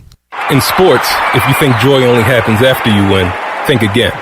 Look at the world's most successful athletes like Serena Williams, Brooks Koepka, and Alex Morgan. They don't spend all their days grinding away. They take time to enjoy themselves, like getting together with friends over a Michelob Ultra, because they know that happiness is the key to winning, and that joy is the whole game, not just the end game. Michelob Ultra.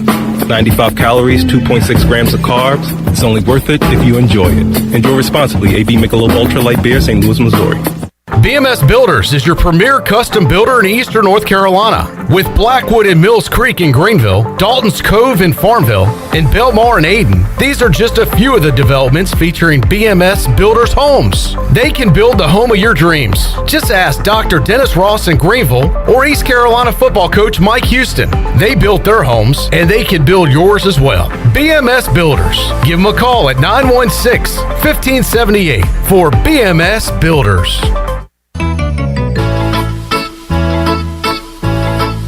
The best place for delicious food and great prices is Familia. Familia has something for everyone, like New York-style pizza, lasagna, chicken, veal, or eggplant parmesan, homemade meatballs, plus a variety of seafood selections and favorites, like the steak burger and southern pork chop. If you need food to go, Familia's drive-thru window is open and ready for all takeout orders. Familia, Fire Tower Road near Pitt Community College, and FamiliaNC.com. This is Stephen Igoe. You've heard from me plenty on Pirate Radio Live and perhaps have read some of my work on HoistTheColors.net. Now, get an extension of our in-depth coverage on the Hoist the Colors podcast. From game previews to immediate post-game analysis to emergency podcasts for breaking news, we've got you covered. A cast of guest co-hosts from fans, former coaches, and other writers join me for 2 podcasts weekly to break down all things ECU athletics. Subscribe to Hoist the Colors now on Apple Podcasts, Spotify, or Google Podcasts. The Pirate Radio Podcast. Brian Fields, Michael Vaughn, and Jake Allen. I've watched a lot of baseball. That's still one of the most fun teams I've watched play. I think one thing that gets overlooked with that team is how good their defense was. I mean, they were, that's about, I think we made 3 errors in the first game of the district, and I don't know if we made another one the entire summer. Yeah, I think Carson made 2 errors the very first game versus Rocky Mount at shortstop. And I can honestly say I don't think he made another error through states, regionals, or Little League World Series at shortstop. Listen to every Pirate Radio podcast now by visiting our podcast channel and subscribing in Apple iTunes or SoundCloud. The Pirate Radio Podcast is powered by White Claw Hard Seltzer, proudly distributed by Coastal Beverage. Hi, this is Phil Steele of Phil Steele's College Football Preview Magazine, and you're listening to Pirate Radio, the voice of Pirate Nation.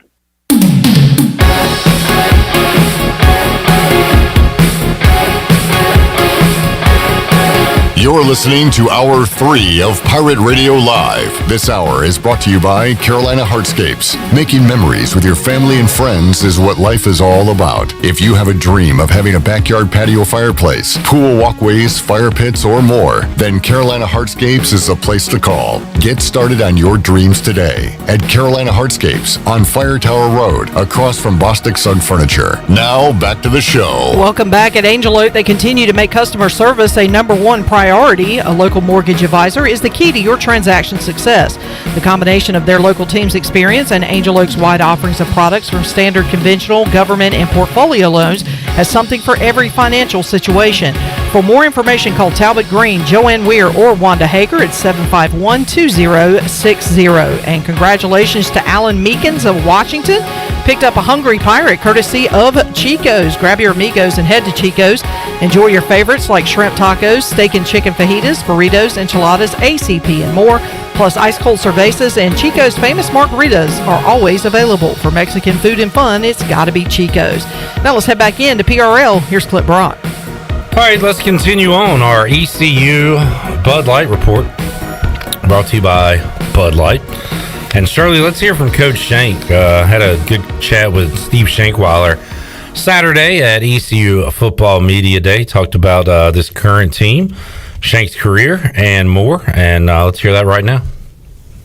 Coach, we talked to so many of your former players over the years. Most recently, Phoenix Evans came by the Pirate Radio studios, and everybody's got a good Shank story. But how do you relate to the players today, and how have you been able to do that throughout your whole career? Well, or do you relate to the players? Yeah, maybe you might need to ask them. I think and I appreciate Phoenix. He's such a good person. I think really the kids want the same thing. I don't think. Yeah, there's different things. This generation's this or this but the reality is they all want to be coached hard. They all want a chance to succeed. And they all want somebody to believe in them. And how you filter that to them may change over time, but the core values of coaching or teaching and students or players, that remains the same. They all want to be successful, and if they trust you, then you can coach them pretty much the way you always have. Bailey Malovic certainly put on some weight. How about the O-line as a whole? How did they get with Big John and get bigger? I think just being out of COVID, that's we went last year. Obviously we didn't the second week of March on. We didn't really have a weight program, and what's interesting is as kids mature, the freshman, sophomore, junior, that period of time there where that maturation takes place. If all of a sudden you don't have it, it's not like you or me just taking a few weeks off. What they have to do on the football field, there's a drastic drop when you can't continuously train. And, and every school went through it. It wasn't just East Carolina. But I think we are certainly, we're a much bigger, tougher football team right now than we've been since we've been here. How's Noah Henderson coming along as he returns? Yeah, it's day by day. He's got some limitations right now, but he went through the whole scrimmage today, and he did okay. He's going to play a lot. He's going to play in every game, and how far he takes it kind of depends on how. He hadn't played in almost 2 years, and the last time he played, I guess it would have been the Tulsa game 2 years ago. So there's been a lot of time that he's going to have to make up, but he's got a lot of natural talent. He's a great kid. He's grown up a lot. He's very much more mature now, as they all are 2 years later. But I have high expectations for him. Finally, Coach, how deeper are you right now than you were when you stepped back in the door here at ECU? Oh wow, Cliff, those were good kids, but it's not even close. We've got almost too deep that we could put on the field that have lettered, have started. We've got one kid that started 12 games last year for us, and right now he's second team. And playing better than he did last year. But we've just been able to develop kids kind of like we did in the past. We've had some time now to develop some guys that and they are still young. We've only got 3 seniors in the offensive line, so it's still a work in progress, obviously. But they've made great strides. They bought into what we're teaching, and they'll be a solid group.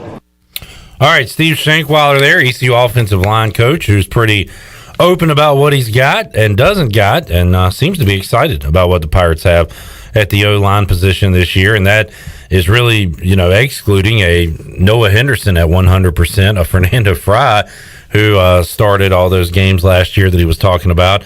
So Avery Jones has moved to center. You've got Bailey Malovic bigger and stronger on the outside at the tackle position, and the Pirates looking to maybe have that as a strength of their team in 2021. That remains to be seen. The guys running behind that O-line will be in Chris Foster's room. He's the running backs coach at East Carolina, and I was able to catch up with Coach Foster on Saturday.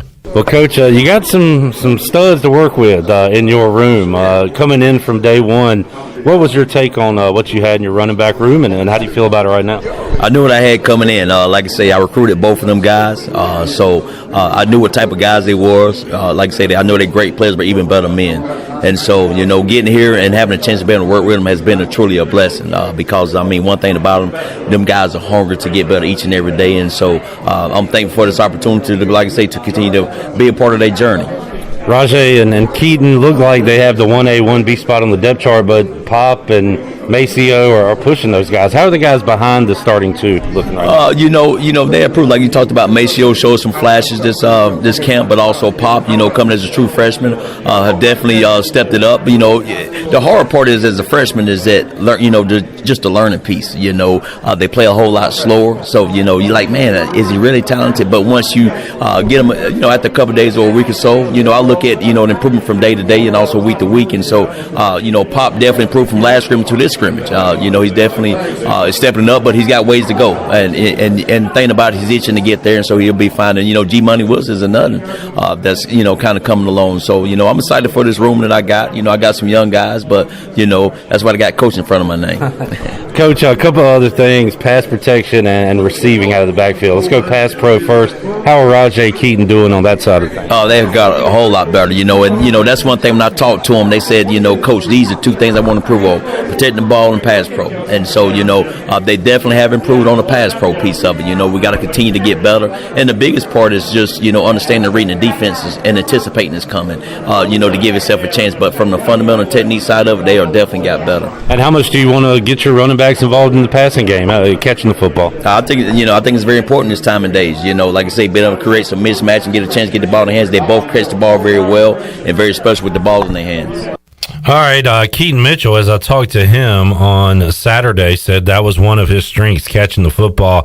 Had 11 catches, 75 yards, 1 touchdown in a shortened season as a freshman in 2020. Rajay Harris, just 6 catches, did have a receiving touchdown, 31 yards in 2020. So we'll see if that's something they try to do more in 2021, but nice to know you have the ability to do that, especially with a guy like Keaton Mitchell who can go north-south so quickly with his sprint speed and get him involved in the passing game, something we might see more of in 2021. All right, Tim Doust handling the special teams, defensive ends as well. We talked special teams and defense with Coach Doust on Saturday. Let's hear that right now. Coach, I believe I had you on the show when you first got here, and you said you hadn't coached a football game since 2019. Is that correct? I know you're ready to go. It's been a while. Yeah, we had the COVID at FCS last fall, so we're ready to go. Long camp and ready to get things rolling. Be anxious to get out there against App. Let's start with the special teams. How have you guys looked in practice leading up to you start to get into game week now with App State? Yeah, I see growth every day, so I think that's a sign of a mature football team. I'm talking with the coverage units and the return units. You see kids make a mistake. We talk about it in the meeting room, and then they go out and fix it. So I was really glad to see those type of things. I thought John hit the ball really well today. Luke and John both have had good camps. I think there's going to be roles for both of those kids. And at the kicking situation, we have talent. And Coach and I talked about it coming off the field today. We'll watch the film, talk to the kids, but there's talent. We're not wondering, no, we don't have a field goal kicker. No, we're going to be okay. So be good. With all the depth and veterans at linebacker and secondary, how does that help you on the kick coverage, punt coverage with all those guys? Yeah, those guys, wide receivers getting in the mix now. We're getting faster because you used to maybe take some tight ends or defensive ends, but with depth at safety and linebacker, you're getting faster guys in the coverage units. So Blake Harrell's, he's done a great job at linebacker in rotating those guys through, so we can use a Miles Berry. Bruce Bivens is ready to go. Ramjur is ready to go. We've got some young freshmen, Devin King, Julius Wood, Jamani Wilson. Those kids can roll, and they like contact.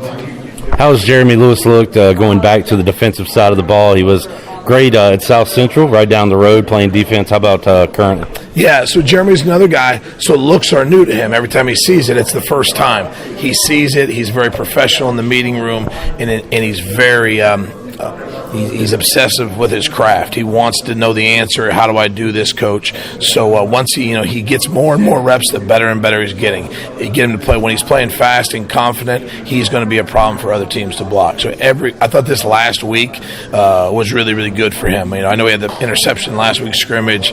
That was probably the lone highlight for him. But I thought he put more good and consistent days together this week and was better this Saturday as well. And you're working with Xavier Smith a little bit as well. Where do you think he lines up more on game day? Is he an inside linebacker, rush in, 50-50? I'll let them figure it out, because if you went out there today, he made plays at both positions. And in our room, on the edge of the defense, Jeremy and X, they're the starters. Because with college football these days, you can't play with 11 on defense. Things are too fast, and we demand them to play really, really hard. So I feel really good about that position. And X shows value to our football team in the special teams game at inside linebacker and at outside linebacker. What do you want to accomplish these next, week and a half until kickoff? Lube up our defense a little bit, special teams wise, but confident. Okay, this is who App State is. Get the right kids in the right spots. Okay, so they have confidence to get their plan. I think we'll take a long look at that here in the next 36 hours and get things all full speed for App State. Tim Doust sounds like a football coach. Great talking to Coach Doust. Saturday at ECU Media Day, we'll have more interviews coming your way this week on Pirate Radio Live from Media Day and some Mike Houston. We'll have some audio for you on Wednesday, and we'll have the Tuesday early evening audio up for you on our social media sites. So check out Facebook, Twitter, Instagram. As the Pirates are about to wrap up practice now, we'll have that for you online coming up tonight, and the audio version for you Wednesday here on the show. Let's take our final time out. We'll come back, get ready to wrap up a Tuesday edition of Pirate Radio Live. Back with you after this.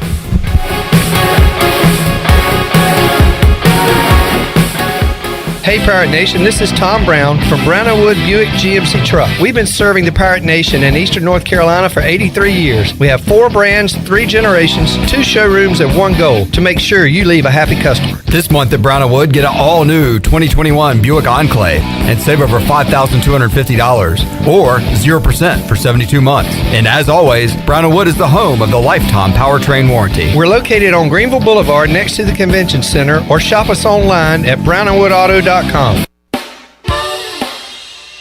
Weekends are made for AJ McMurphy's. Start your Sunday fun day at AJ's.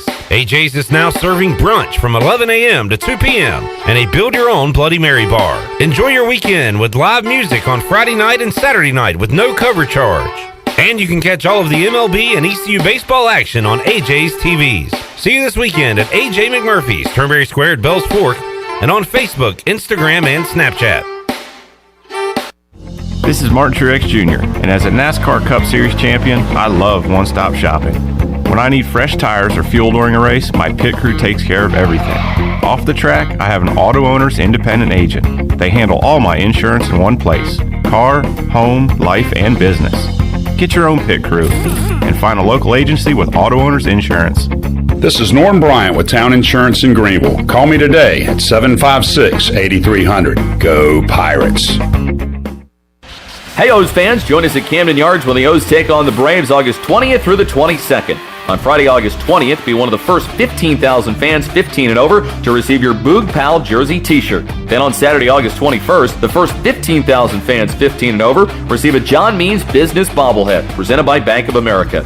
It's the perfect weekend to enjoy Orioles baseball with 2 exclusive giveaways. Visit Orioles.com/tickets to buy now.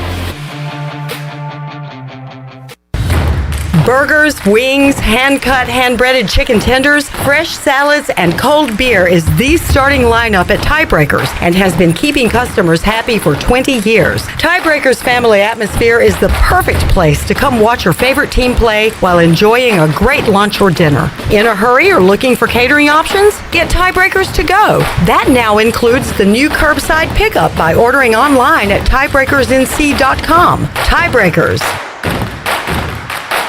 Hey, this is Troy D, proud ECU grad from the class of 94. And if you know me, you know I love the 90s here at ECU. It was some of our glory days, including bowl games, the Peach Bowl, and even a March Madness appearance. Relive those days with my friends from Tailgate Classics. Tailgate Classics is a cool retro store with all types of merchandise, including the 90s ECU vintage tees and hats. Check out Tailgate Classics in person, 304 Evans Street, or online at shoptailgateclassics.com. Tailgate Classics, bringing back the throwbacks. It's bow time. The new Bo's Chicken Sandwich isn't just any chicken sandwich. We took our time perfecting this bold seasoned, hand-breaded, certified Southern powerhouse. Pile that big league buttered milk crunch with crispy pickles and creamy mayo for a chicken sandwich so good, you'll forget your mic is hot. Now over to you, John. Tomorrow we are going to set a record. It's so fucking good. Try the new Bo's Chicken Sandwich, only at Bojangles. It's bow time. There's no better time to drive away with a quality pre-owned car, truck, or SUV from Greenville Auto World. Greenville Auto World is your authorized rough country dealer.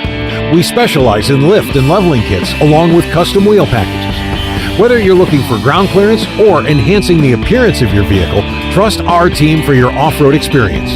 Greenville Auto World, 3840 South Charles Boulevard across from Hardee's at Bell's Fork, or online at greenvilleautoworld.net.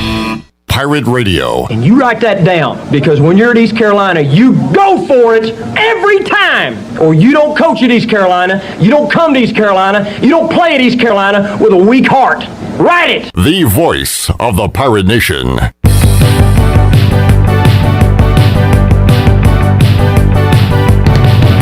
You're listening to Hour 3 of Pirate Radio Live. This hour is brought to you by Carolina Hardscapes. Making memories with your family and friends is what life is all about. If you have a dream of having a backyard patio fireplace, pool walkways, fire pits, or more, then Carolina Hardscapes is the place to call. Get started on your dreams today at Carolina Hardscapes on Fire Tower Road, across from Bostic Sugg Furniture. Now, back to the show. Welcome back. Taking a look at your stock market report. It was a good day. The Dow was up 30 at 35,366. NASDAQ was ahead 44 at 15,357. And the S&P was up 6 at 4,486. And that is a look at your stock market report brought to you by Wells Fargo. For a personal look into investing, call Wells Fargo Advisors today at 756-6900 in Greenville. Wells Fargo Advisors, LLC, member SIPC. Now let's head back in to PRL. Here's Clip Braun. All right, if you're tuned into our live edition coming up in 1 minute, we've got our Players Lounge edition of the Pirate Radio podcast, interviews with all the Pirate players from Monday's edition of Pirate Radio Live. So we got that on the way. We got a big Wednesday edition of PRL on tap for you coming up 3 o'clock Wednesday afternoon. Shirley Rhodes, Chandler Honeycutt, myself, Bryce Williams, Jeff Charles, Ethan Joyce will talk some App State football, Mully, and comments from Mike Houston as the Pirates just getting off the practice fields.